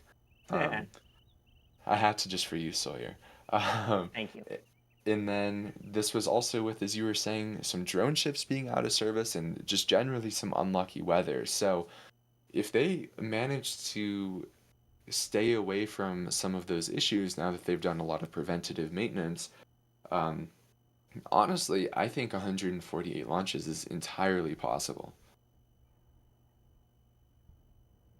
I could see it happening next year. I think they'll break 100 this year personally, but I still think it might get a little short just because of some of the delays that they had early on and the potential for the fact that in this case you're launching from Florida and we're approaching hurricane season. So that could easily put a halt to your record-breaking progress. So that would be my main concern with hitting 148. Max, what do you think? Yeah, I would completely agree. The biggest factor right now is can SpaceX keep all of their drone ships happy and healthy, and of course the rest of their fleet as well. I think the biggest question mark of this entire goal of 148 is the weather, because of course, as we've learned from both Hurricane Nicole and Hurricane Ian back in 2022. That can really derail some campaigns depending on how, of course, severe the hurricane is and how bad the damage is afterwards. So hopefully we have a clear year, but the Atlantic is already unusually warm and the season technically hasn't even started yet. So that could mean anything. We could get a lot of hurricanes this year. We might have only one or two or even none. You never know. But I think the biggest question mark in all that is weather, and of course that is the worst thing. I mean, you just cannot predict weather here in Florida, no matter how hard you try. So That is one true. thing, Mother Nature always wins. yeah, one thing to keep in mind though is that right on all of these Starlink missions now we've seen that they have this several hour long window. So for example, tonight's Starlink window extends until I believe about 2300 local time. 2330 local. And through this, they have a lot of different T0s that they're able to target. So this kind of helps them in bad weather find these small gaps where they're able to go, which makes it seem like the weather is slightly better than it may actually be. But I agree, it could just be a few hurricanes for them to really fall behind on this launch cadence that we've been seeing. Right, it's tricky because if a hurricane hits, it doesn't matter how long your launch window is that day. If there's a hurricane, you're not flying. But at the same time, you've probably also heard the expression here in Florida of if you don't like the weather, wait 5 minutes, because there's usually a chance that there'll be a random storm, it'll completely clear out, and then you launch later in the window. So it's I see the issue and I see how it could work on both sides, but that uncertainty is what keeps me from thinking they'll hit 148. But I think it's safe to say if they continue this current pace, that 100 is absolutely plausible Oh, and likely. I think there is basically no world where they don't hit 100 this year. There are some potential things, but missions have to go pretty smoothly. If there is some kind of issue that crops up that they notice in the fleet, that is something that they would have to address. At this point now, ignore all the zeros there. The timeline is that in the next 7 minutes or so, we should hopefully have SpaceX getting ready to begin their go no go poll for fueling. That officially, hopefully, getting the go for fueling then at T minus 38 minutes. And if that's the case, then they will begin fueling at T minus 35 minutes. So hopefully, just over 10 minutes from now, we will see this rocket get frosty ahead of its 21st flight. Yeah, and I do just want to. now we got confirmation from SpaceX that they're under 1 hour and weather is 95% favorable for liftoff. That is really good, considering it is extremely rare to see them ever say 100% favorable weather. And a lot of that is the 45th Weather Squadron as part of Space Force and Space Launch Delta 45 that monitors all of the weather and the range in general for these launches. I think only once have I ever seen it where it was greater than 95% chance and the risk factors was listed as none. Otherwise, there's always, a little cumulus cloud just in case, because I have seen launches scrub at 90%, and I have seen launches launch at 20%. So you never know, but a beautiful view there as the sun's starting to set on the left side there from our fleet cam atop Rusty's, and of course, still the gorgeous view of the rocket on the right side of the screen, giving an indication a little bit with that shake, rattle, and roll of the light breeze.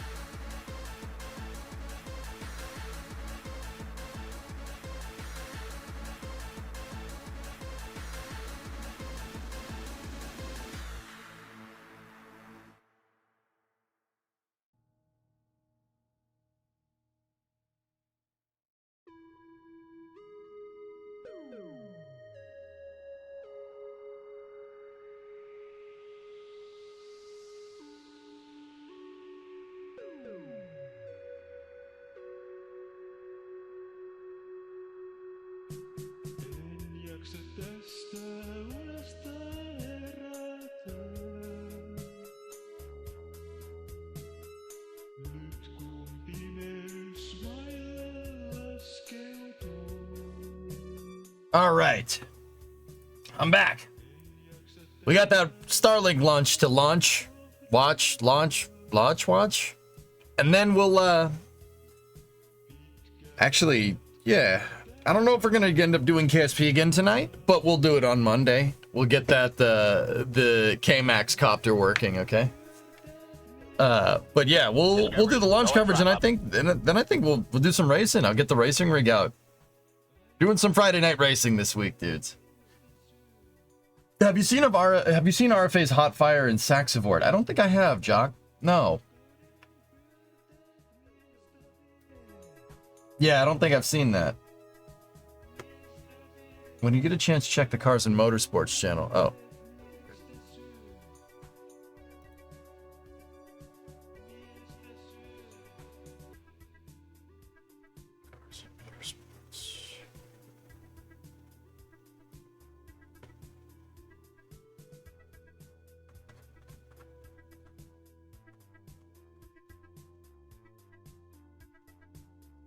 Oh, Cybertruck. All right, let's see.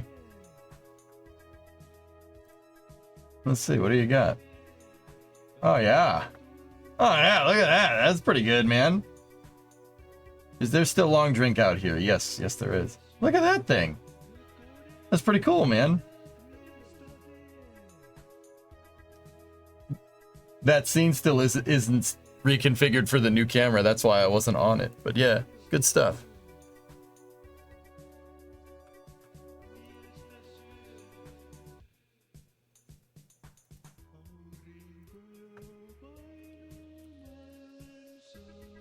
Give me 1 second.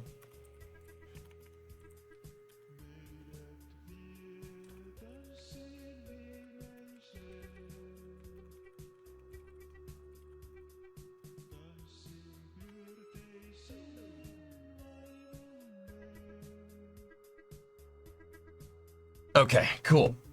I saw Cybertruck on the road for the first time last week. It wasn't as big as I was expecting. It's okay. Like, dude, I never really had a problem. It's just the back. The back looks weird to me, you know? I saw one when Drummer me and Brimo were in New York, guys. I mean, it was at night. I couldn't really see it too well, but I knew it was a Cybertruck. Let me put it to you like that.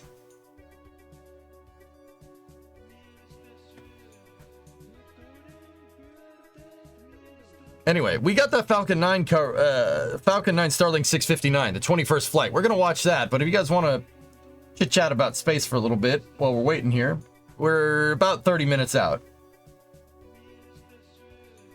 Funny, I thought the back was okay with the front was weird. I think the front looks good, dude. Am I good to post a link here? Let me give you link frames, dude.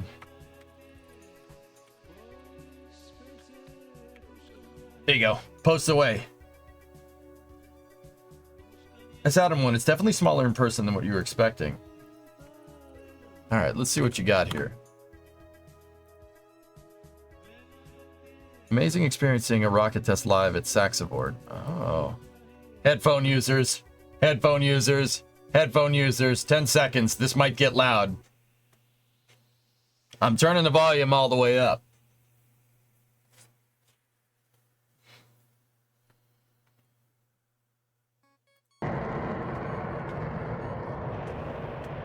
No, it's not too bad.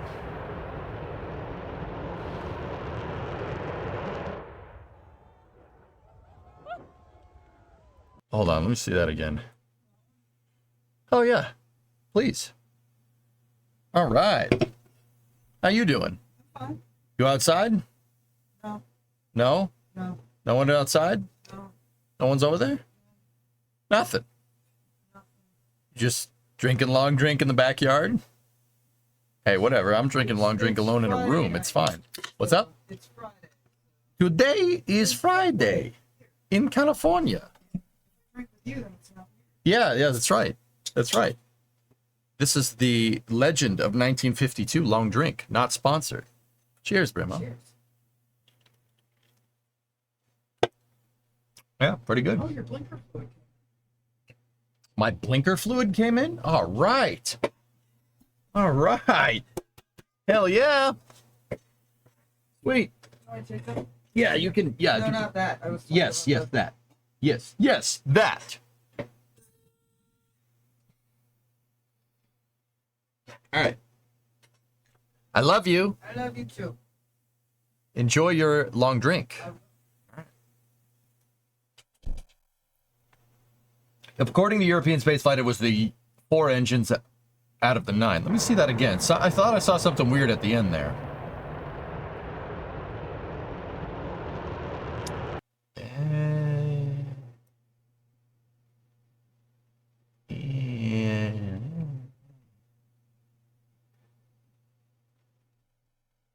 Yeah, they had some a little bit of cost. See that right there? That's not good for it.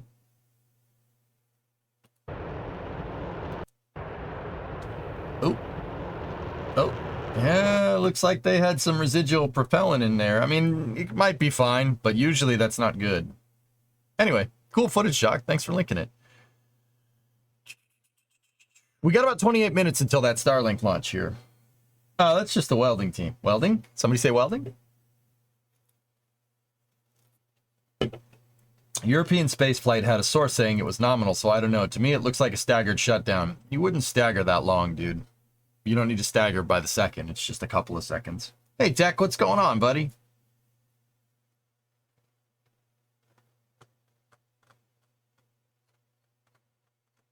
Chilling. There you go. There you go.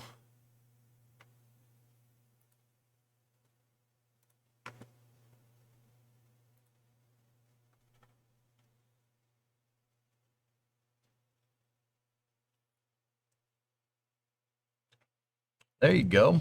Let's see. Oh,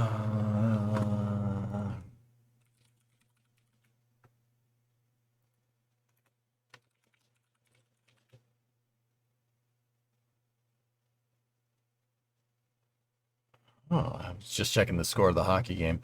Nice. I had an interview for the satellite propellant chemist role. Was very interesting. Cool, man. The helicopter is really cool. I know you've explained it before, but why have the rotors in that configuration? Is there a reason? It kind of matches with the drive mechanism, Erudite. In terms of real life, why the rotors tilted out? So they don't hit each other. That's part of the reason.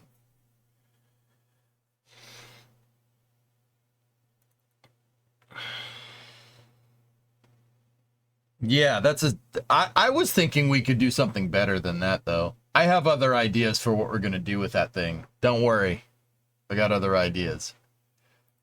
There's a lot of potential with this thing. Trust me on that one. Actually, there's a fair amount of potential of making turbo shafts, too. We could... From what I could tell there, we could theoretically make a helicopter that would be more efficient than the actual helicopter engines in KSP. From what I was seeing there, from what the thrust that the Goliath was putting out, comparatively to the amount of thrust we were getting, we could actually, if we made a turbo shaft, we might actually be able to get it to be a little bit more efficient. Yeah, we could get better fuel efficiency with the turbo shaft. And because I can do drive shafts, that opens up the door to synchronizers, so we could do like a Chinook or something. But the original reason why I wanted to do that is because with the Goliath, when you're in forward thrust, it could just fly like an airplane. But when you're in reverse thrust, you could spin the rotors. Which I think is actually pretty cool. That's a pretty good way of doing things. But yeah, I think this will be, no matter where it takes us, this will be a fun project to go have some fun with KSP.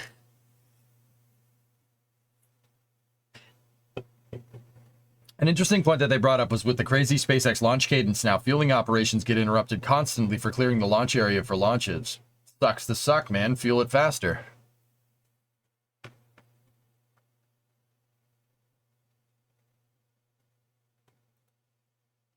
Sucks to suck, man. Fuel it faster next time. I'm sorry. I'm still a little bit spicy from the flame trench, dude. Like, yeah, I'm trying to bring dissenting opinion. Just devil's advocate. I think people in that chat are starting to hate me for it, though. I got called a Boeing apologist like 4 times today. You don't know me very well, do you? Dude, it was worse this time, dude. Did you see it? There were a bunch of people like, oh, this guy UJ sucks. He sucks. He's such a Boeing fanboy. I'm like, yeah, okay, maybe they shouldn't off people. Maybe I would be more of a fanboy, you know what I'm saying? Like, oh shoot. I'm sorry. Yeah, the Fish, they wanted to talk about Europa Clipper, and I'm like, okay, they're shipping it to the Cape. That's awesome. It's going to be a great launch. But also, it should launch on SLS. I saw, dude, right when I said that, I was watching the YouTube chat. It just, I saw the chat just start going real fast out of the corner of my eye when I was talking. And I'm like, yes, yes, yes. Hate me. Why are you booing me? I'm right. You know? Seriously, though. Trevor doesn't know who Gene Kranz is. I need to remedy that. We need to remedy that. Anyway. I'm the Boeing sniper. I am the Boeing sniper, dude. Oh, that's awesome. I'm gonna have them intro me next time. I'm gonna intro that EJ, the Boeing sniper. You think that might be a little too spicy? Your booze mean nothing to me. I've seen what makes you cheer.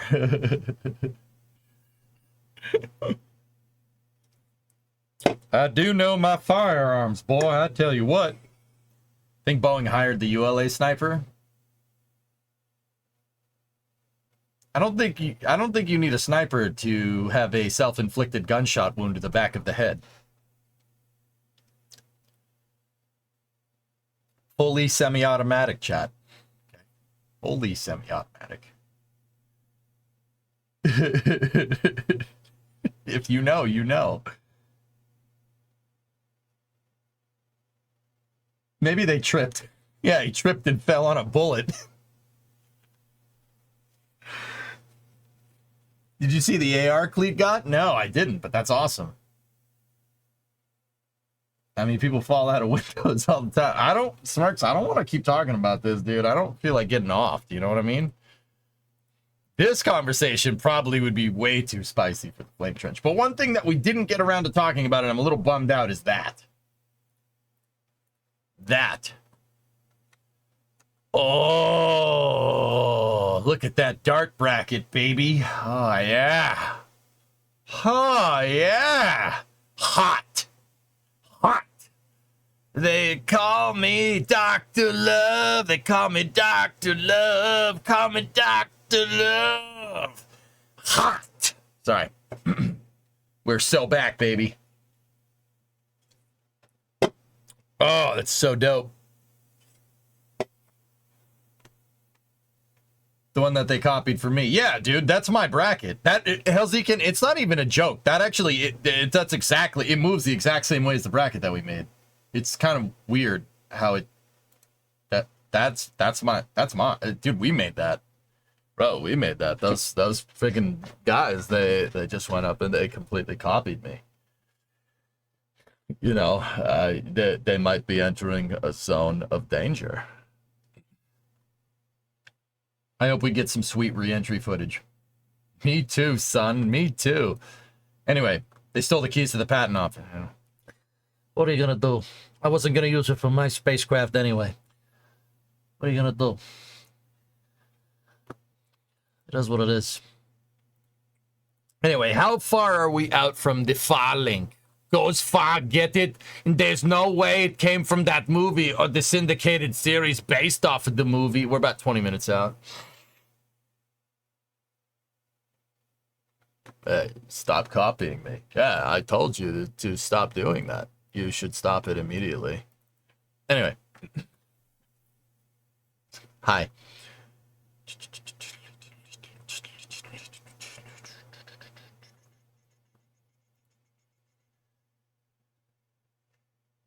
Okay, what if you shot an M1 Garand round? If I shot an M1 into a fully fueled starship, so 30-06, yeah, I wouldn't do that. Like, one, it's under pressure. So, you know, the best case scenario is that it would pop like a balloon. You'd probably make an additional venting port.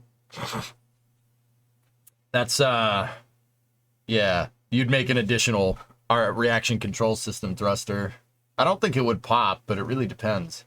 I mean, look, if it can survive being shorted out like Ship 31, then I think a bullet will be all right. You'd make 2 holes? Nah, it's going into fluid, Gil. The cryogenics would stop it immediately, actually. It would pull all the heat and energy out of that bullet real fast.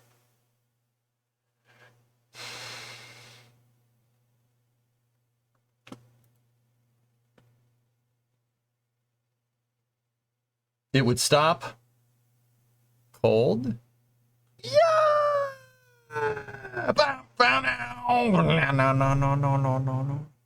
No. Sorry. All right, so we should be getting up to that launch here. We're inside of 20 minutes. Should be the 20-minute vent.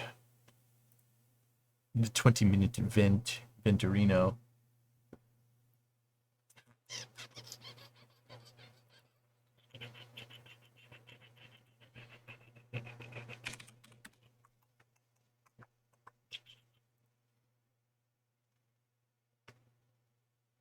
Yeah. Let's see this cast that I apparently wasn't a part of. Boom! All right, what do we got? 20-minute vent. There it is, chilling down the lines. When is Dream Chaser launching? Dream Chaser is Vulcan's second Flightland prod. It should be launching sooner rather than later. I'd say in the summertime. Summertime. Rockets on the launch pad will agree at when to launch up into space, into LEO. Run to the party, launch to the music, and space is the place to be. I'm not going to stop. It's cringe, I know. I'm not stopping.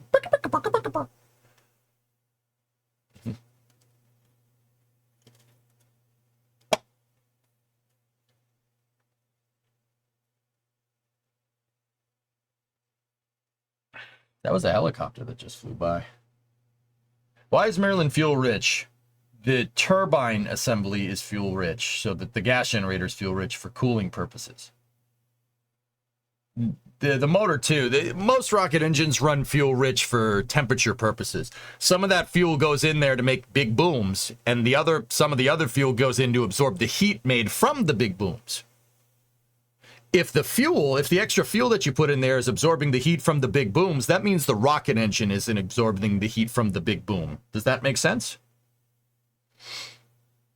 Watching the Bruins, I got it on up there. I'll be honest, guys. If I turn the game on, I'm watching the game. Yeah, I'm gonna watch the hockey game. I kind of didn't realize that the Bruins were playing today. I scheduled Friday Night Racing, and there's also a rocket launch. There's a lot of good stuff going on tonight. A lot of good stuff. Why is the space elevator a good idea? Opinion. Jenye, I don't think we need it, to be honest with you. Do we need a bridge from New York to London? Could we make a bridge from New York to London? Sure. Why would we do that? Why not just use a ship? Like, don't get me wrong. I think we should be pushing technological boundaries, but I don't think that's pushing technological boundaries. I think that's just being dumb. I opened Twitch and EJ had wild, crazy man eyes in the thumbnail, so I had to click, and I just hear him letting his rocketism go full throttle. Yeah, dude, you know, Grenadiers, you know when I give you the crazy eyes? When I give you the crazy eyes, something real's going down. You know?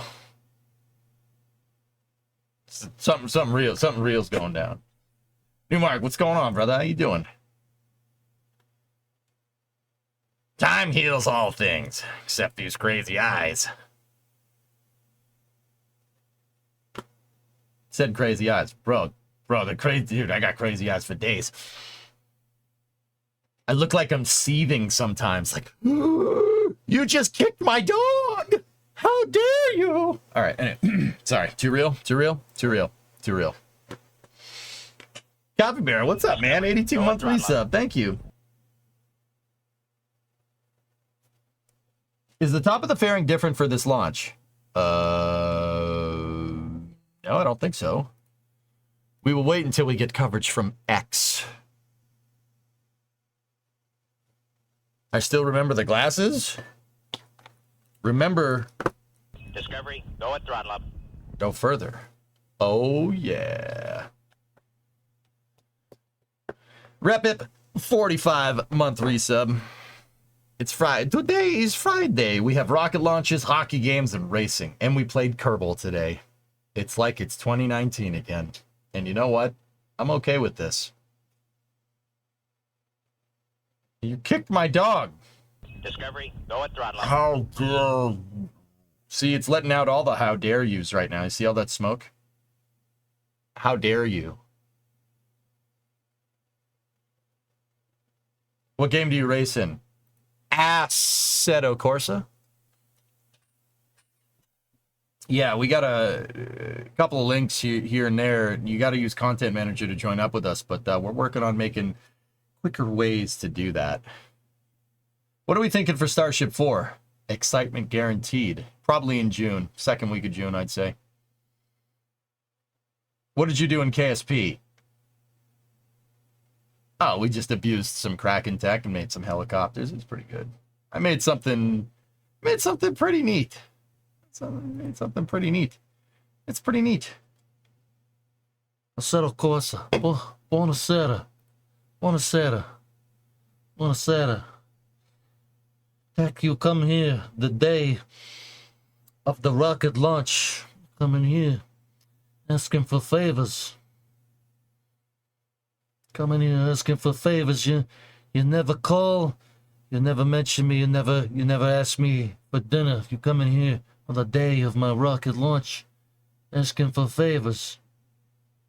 Anyway, Blue Flare wants ad time. No, frick you, Blue Flare. Frick you, Blue Flare. No, all right, I'll do it. We're not inside of 10 minutes though. Oh, you want to roll, huh? You want to roll? You want to roll D20? You want to roll D20? All right, fine. Fine. Boom. Nat 20. Get out.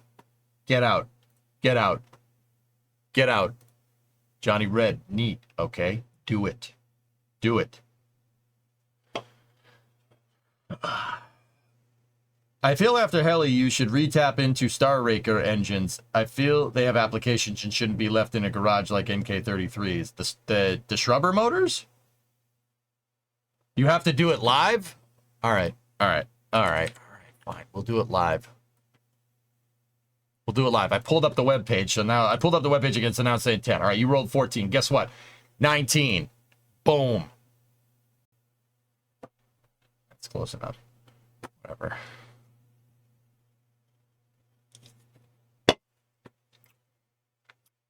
It's close enough.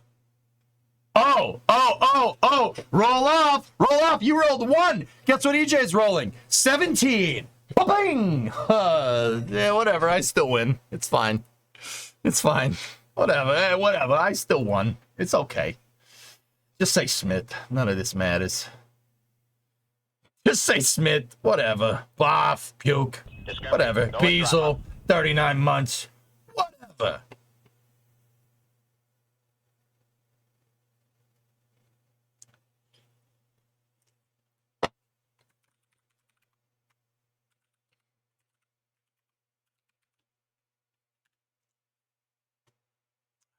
See what he says to that. Probably, if not more, to be honest. So Totally, that's where the reference comes from. That was gonna say that also flew over my head. So Trevor, you were not alone in that one. That's okay. I'll let that one fly then, because it already flew over your head. Here's a question. James S. We're muting that. We're muting that.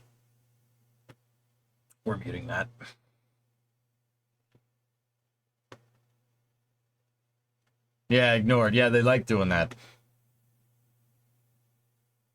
Someone stole it, raced it, and brought it back.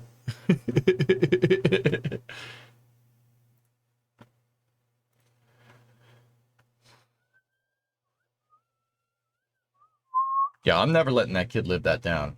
Am I being a boomer? Am I being a boomer for not letting him live that down? I'm just going to call him Trevor Krantz from now on. I just feel like if you're on a podcast talking about space and you don't know who Gene Kranz is, you should probably rethink some things.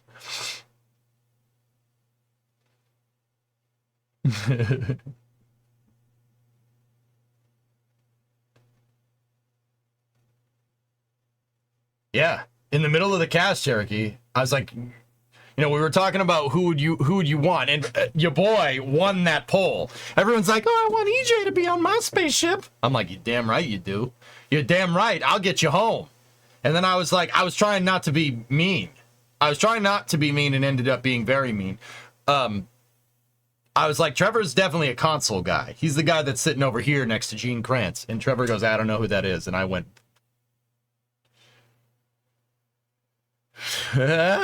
what?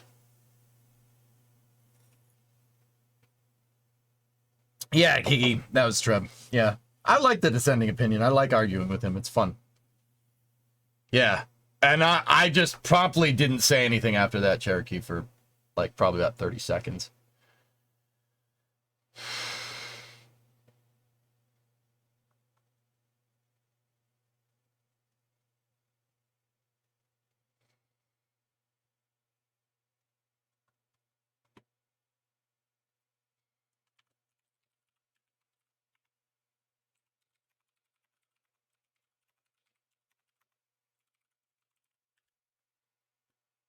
Did you see the thing I sent? No. Oh, I didn't see what you said because I don't like you. Anyway, what did you... So you have plans this weekend. Brimo!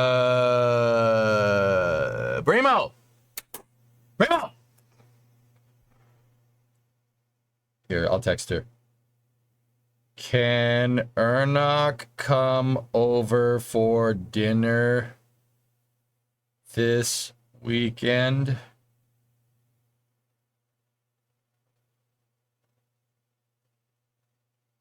Hashtag sleepover. Yeah, there we go. Now we're good.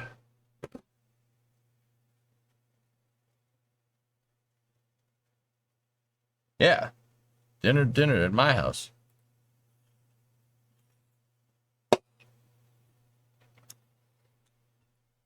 Yeah, Tyler. Yeah. Can I come? No. What you making? I'm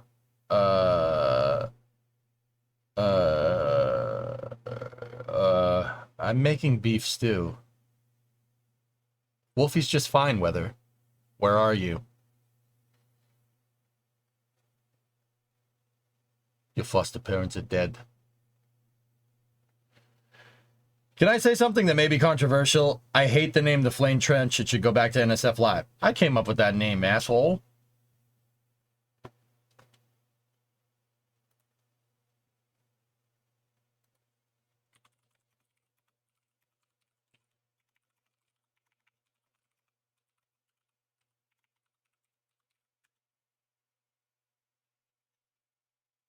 SpaceX is online. Go ahead, Devon. Or no, Bedanked. Bedanked W. Bedanked. Say your weird language right.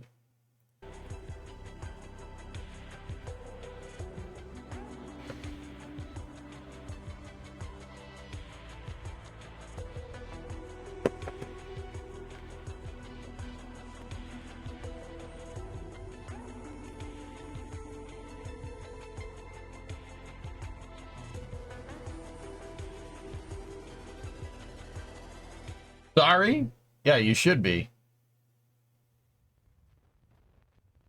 It's bedanked. Your language is made up. Be quiet.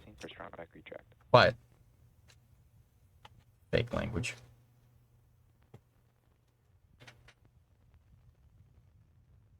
Dunk. All right, here we go. We're inside of 4 minutes. I will run the ads. There you go. I think jellyfish tonight? Yeah, me too.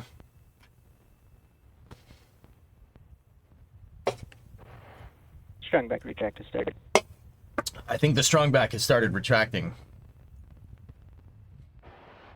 You made it in time. Welcome, Port. The Thunderdome. Discovery, go at throttle up.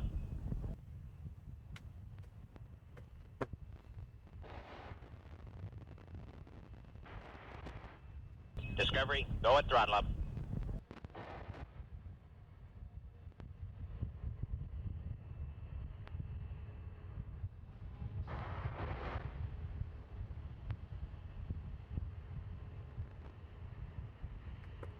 Hey, Rams. Thanks for the 11 months, dude. 23 V2 minis. We got a Starlink launch, but this is the 21st flight for this booster. It's the first booster to attempt 21 flights.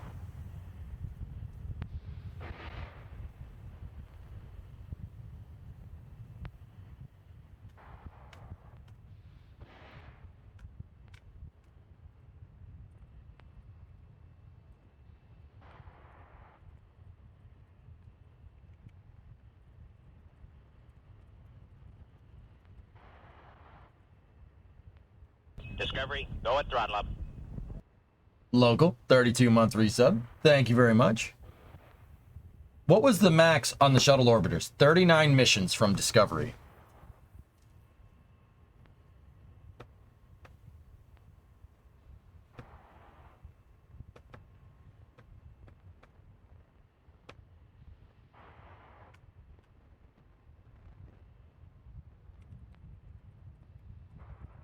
Stage 1 LOX load is complete.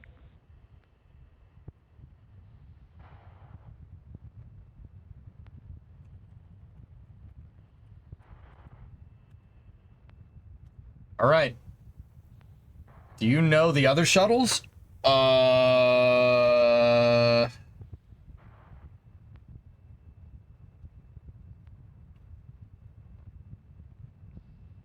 Give me 1 second. I'm making plans for the weekend at the same time. So Discovery had 39 missions, Atlantis had 33 missions, and Endeavor I have to look up because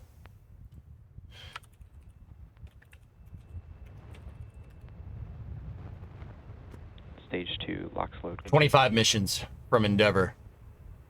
Challenger was at 10 when we lost it, and Columbia was up above, way above 30 when SDS 107 happened. Discovery, go at throttle up. Columbia, oh no, Columbia had 28 missions. 28 missions. Pretty damn good considering how old it was at the time. Ground gas closeouts.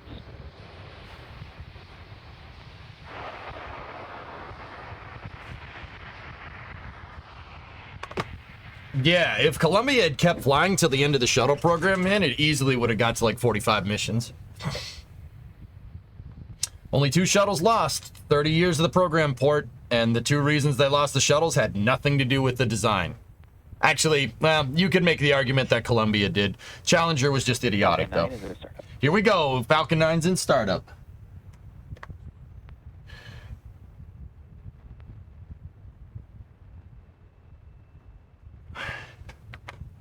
SpaceX launch director, go for launch. LD reports go, 43 seconds out.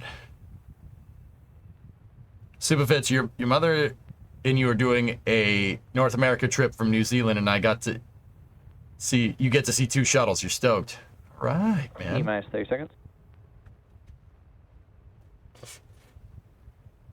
30 seconds out.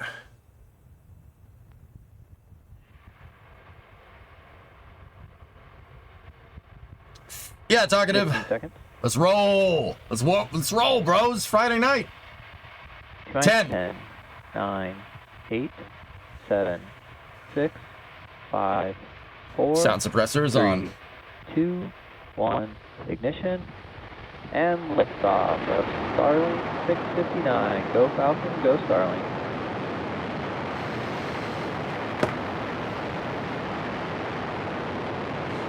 Vehicle pitching downrange.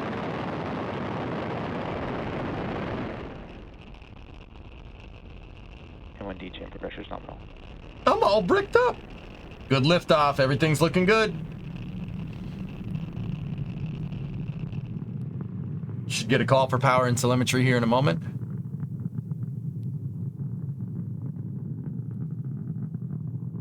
It looked okay to me, Anesthesis, but I turned for a second, so I didn't see all of it.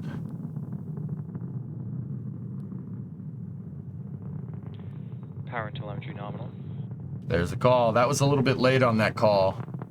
They usually do it around 45 seconds. It was about 5 seconds late. Vehicle is supersonic. Supersonic, coming up on maximum dynamic pressure, max Q, peak aerodynamic load on the vehicle.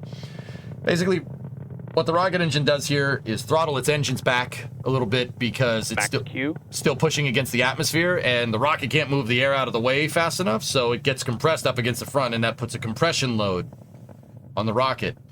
It'd be like putting a balloon in a vise. That's not a good idea. So they throttle back the engines here for a second, but they'll throttle up the engines here in a moment. Got a very nice shot of Earth over there. Note the curvature. Rip. Note the curvature. Note it. Look at it. Absorb it.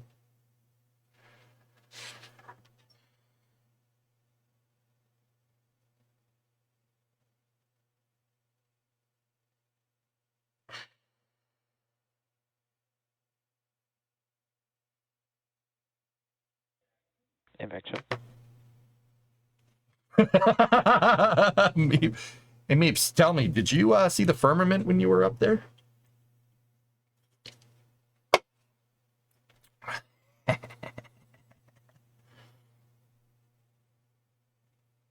Okay, Falcon 9's aligning with the thrust vector here for main engine cutoff.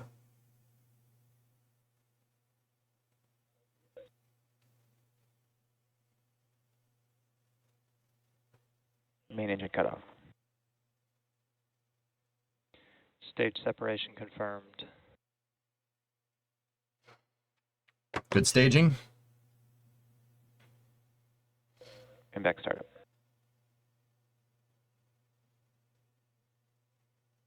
Someone asked me in a grocery store once if you saw the golden ore that protects the Earth. I really hope that they were screwing with you. I really, really, really hope that. Yep, no stiffening again. Stand by for fairing separation. Fairing separation confirmed. Fairing separation confirmed. Yeah, the views are nice, goalie.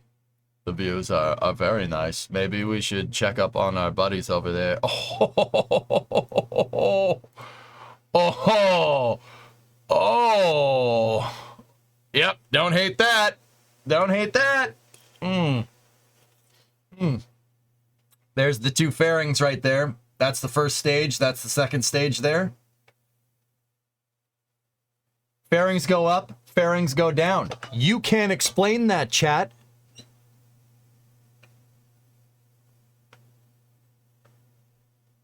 That's the first stage, two fairing halves, second stage. So what's happening here is that the plume from the rocket, the exhaust, is being illuminated by the sun because where the rocket is, the sun is still up, so to speak. It's dark down on the ground, but in the twilight here, the plume gets backlit, and the backlighting makes this amazing flow phenomenon. You can see everything. You can see all the RCS puffs from the fairings and from the first stage. So right now what the fairings are doing is they're self-correcting and reorienting, so the aerodynamic side is facing towards the ground for re-entry. The fairings have RCS. That's how they reorient for re-entry. That's their stabilization system. Fairings have always had RCS, weather guy, even before SpaceX started to reuse them. All fairings do. Atlas's fairings have RCS on them. The thing about Atlas's fairings is that the RCS just goes in one direction, is designed to get just designed for the separation. That's it. Yeah. Every fairing uses a pneumatic thruster to separate. Yeah. I can't think of any one of them that uses a mechanical separation system. Yep. I'm excited to see the TikToks tomorrow of people claiming this is aliens. Well, see, here's the thing. Dude, if it's Florida, everybody in Florida knows, which is funny. You got Florida man going, yep, they gonna launch that dang old rocket again. You see that? I'm gonna go wrestle an alligator. Yep. That's what happens. It's in California. When people in California, like, you know, you see oh my God, I just saw this. What is this? You know, like that's what happens.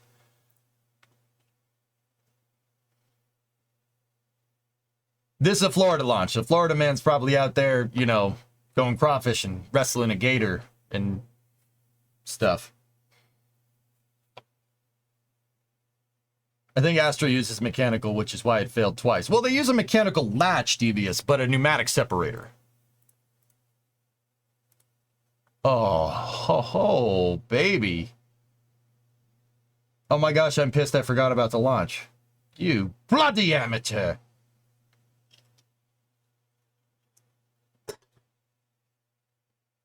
You were paroled out of Florida? Wow, that sucks. Stage 1 entry burn startup. Stage 1 FTS is saved. Those Florida man impressions are on point, dude. I lived there. I lived there for 2 years, dude. I know Florida man. I've seen Florida man. Supersonic retro propulsion. There it is. Well, there it is. Oh, baby. So what Falcon 9 is doing is it's slowing down the first stage, but also it's pushing the re-entry heating out of the way. The first stage flies up so ridiculously high and is going so ridiculously fast that when it hits atmospheric interface, when it comes back down, you start to get re-entry heating. Like that. Yeah. You're still getting some plasma accumulation on the grid fins right there, but it fires the engines to push the plasma away. Actually push it away from the vehicle. That's why that's my favorite part, because you're fighting plasma with fire. Just want to point out that re-entry heating on Falcon 9's grid fins is being live streamed to you right now. Just in case you were wondering, you know, if anybody was like, man, I would really like to live 50 years ago. No, I'll take this. I'll take this. This is fine. Yeah, this is pretty dope. How many G's during the re-entry burn? Enough where you wouldn't want to ride on it, Yuli. Good question. Yeah, I wouldn't. I wouldn't. Not human rated for entry, descent, and landing.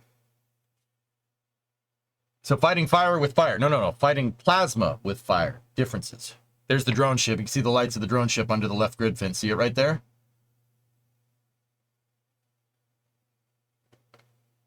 Let the record show that this afternoon you said you would take going back to the 90s. Oh, crap. You were there for that. Excuse me for a second. Stage 2 terminal guidance. I'm the judge. Can we strike that from the record, please? Court stenographer, thank you very much. Yep. Stage 2 FTS is saved. Yep. Shut up and watch this drone ship landing. What we have here is failure to communicate. Ooh, she's rocking a little back and forth, but that looks like a good landing. 21 missions, dude. 21 missions on that booster. 1062, 21 freaking missions. Let's freaking go. Let's go. Let's freaking go, bud. They had drone ship landing audio. It was a little bit of a rough landing, it looked like, but everything seems okay there. All right, let me watch this one more time. No, Mikey, no. This is so not right. Oh, Glow, the 1,000 bits. Thank you very much.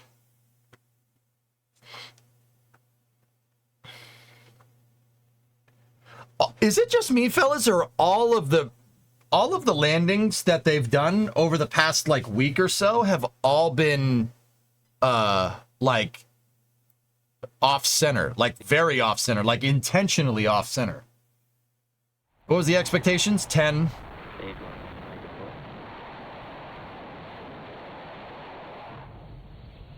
Wow, that was a really quick landing. How excited to go? How long ago was it we were excited to make him out of the booster, making a 15th landing? Yeah, that was a little bit ago. It's like last year. It seems like forever ago, Postal. 21 flights, dude. That's up there, dude. They're getting to the point where they're surpassing SRB casings from the shuttle program.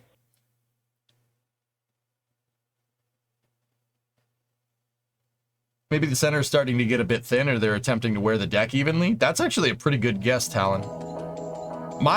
Throwing my hat into the ring, maybe they were testing some type of descent trajectory for Super Heavy, but I don't know. Anyway, that's going to do it for the coverage of Starlink. Which Starlink was that? Starlink 659. Looks good, bro. Looks good.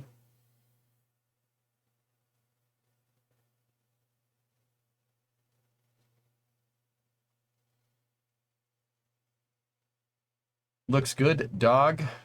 That was such a cool view from South Florida. Yeah. Our buddies over at NSF, here, let's back it up just a smidge.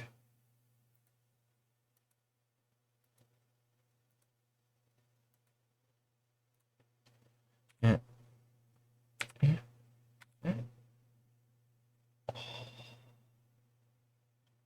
Hello. It's 1-to-1, JDG.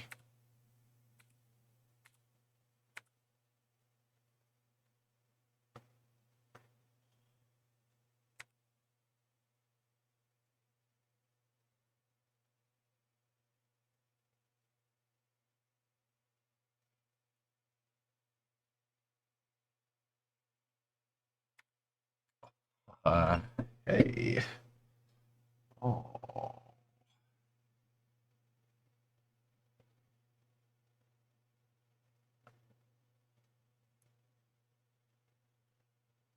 Oh, that's pretty good. Have we had Falcon Heavy at Jellyfish time? You know what? There's been so many of them, Fish. I don't remember. I don't think so. Fingers crossed. The Canes got beat. They got. That sucks. You know, I'd love to see a list of things they tested on these Starlink launches. Yep.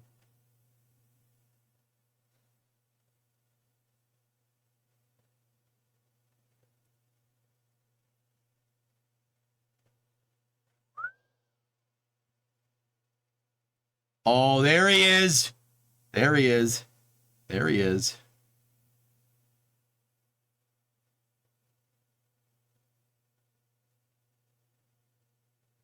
Is it true chamber pressure affects plume length? Yes.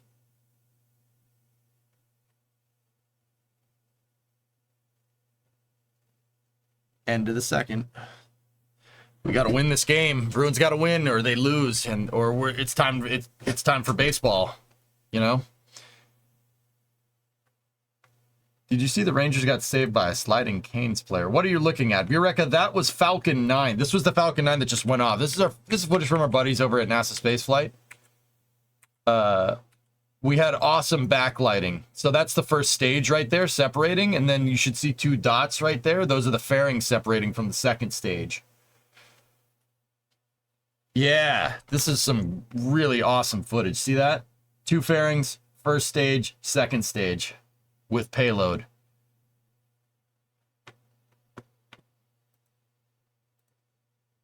Ever heard of Arca's eco rockets? Basamuko, here's the thing.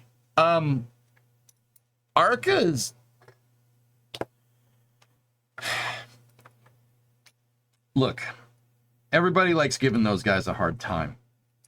I'm not, but see, here's the thing. They're not wrong when it comes to the theory about steam rockets. Steam rockets could do what they're saying it could do. Sure, absolutely. Why wouldn't it? You ever seen a water heater shoot out of somebody's house? Yeah, of course. They make great first stages, very high energy, very low specific impulse. They're not very efficient, but steam, anybody that knows anything about steam knows that steam can carry a lot of energy very, very quickly. So it's not the stupidest idea that I've ever heard, to be honest with you. With that being said, all I've seen Arca make is a couple of things that look like they're a water heater with some fins attached to the side. Now, they say these are subscale prototypes, but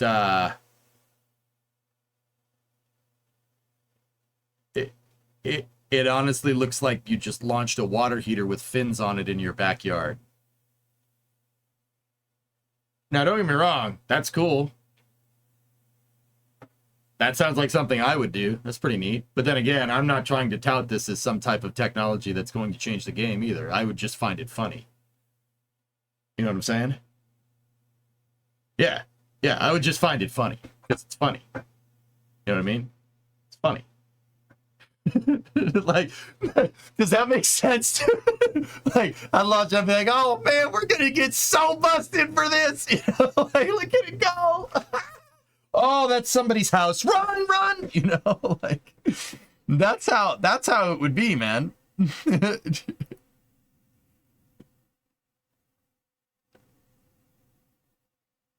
It's completely false advertising, like a space balloon company. Yeah, the space balloon company. Dude, I think the space balloon is also a good idea, but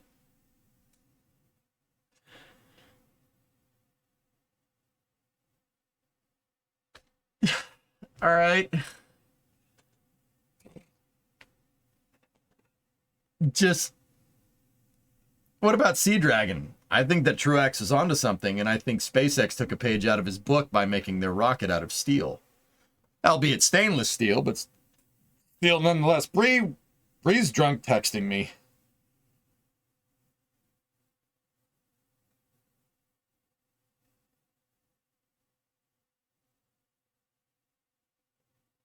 I love you, rockets and stuff. If I love you, does that mean by the transitive properties of math I love rockets and stuff? I want bread. Okay.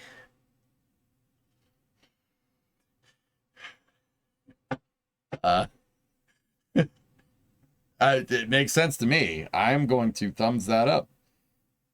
That makes perfect sense. Love you too, baby. There we go. Not you, chat. Why are you reading these to stream? I'm doing it out of love.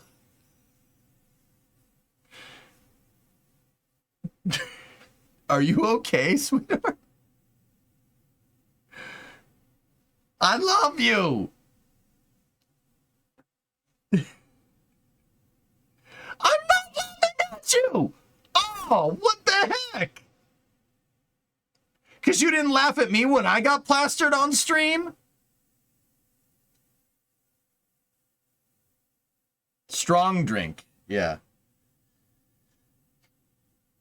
Yeah, with you. Bread mo. Do I need to go to the grocery store real quick and get bread? Gives bread. Uh-oh. They might be closed. Do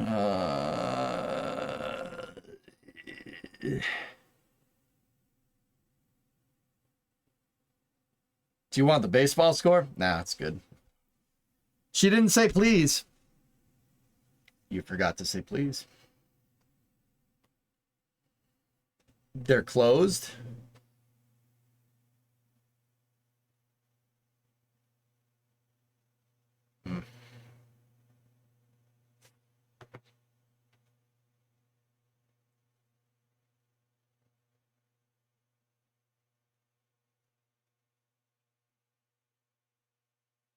Is there Wawa?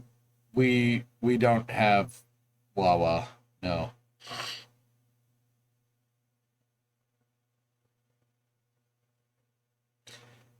Okay. That was Redmo. All right. I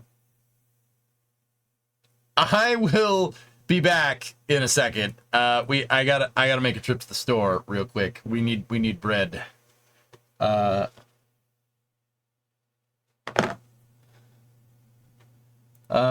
I will be back. What about Baki? Why you gotta go and do me like that, man? I gotta go and do me like that. Gotta get that bread. I do need to get that bread. We have Friday night racing should be happening here soon.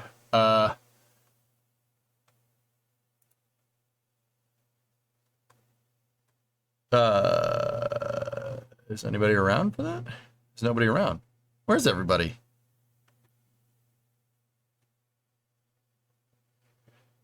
I might need to postpone Friday night racing till next week. Dang it. Dang it. Max, are you there? I might need to post it until next. We might need to. I might need to go take care of my wife.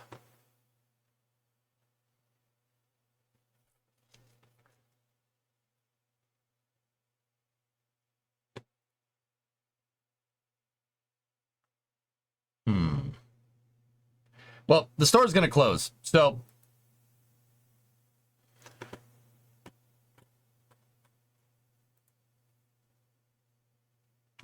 yeah.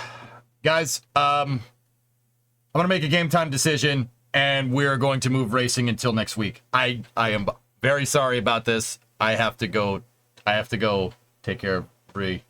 We'll probably still race anyway. All right, if you do, I'll see if I can join back up, but no guarantees. But yeah, I gotta go take care of Bree. So anyway, all right.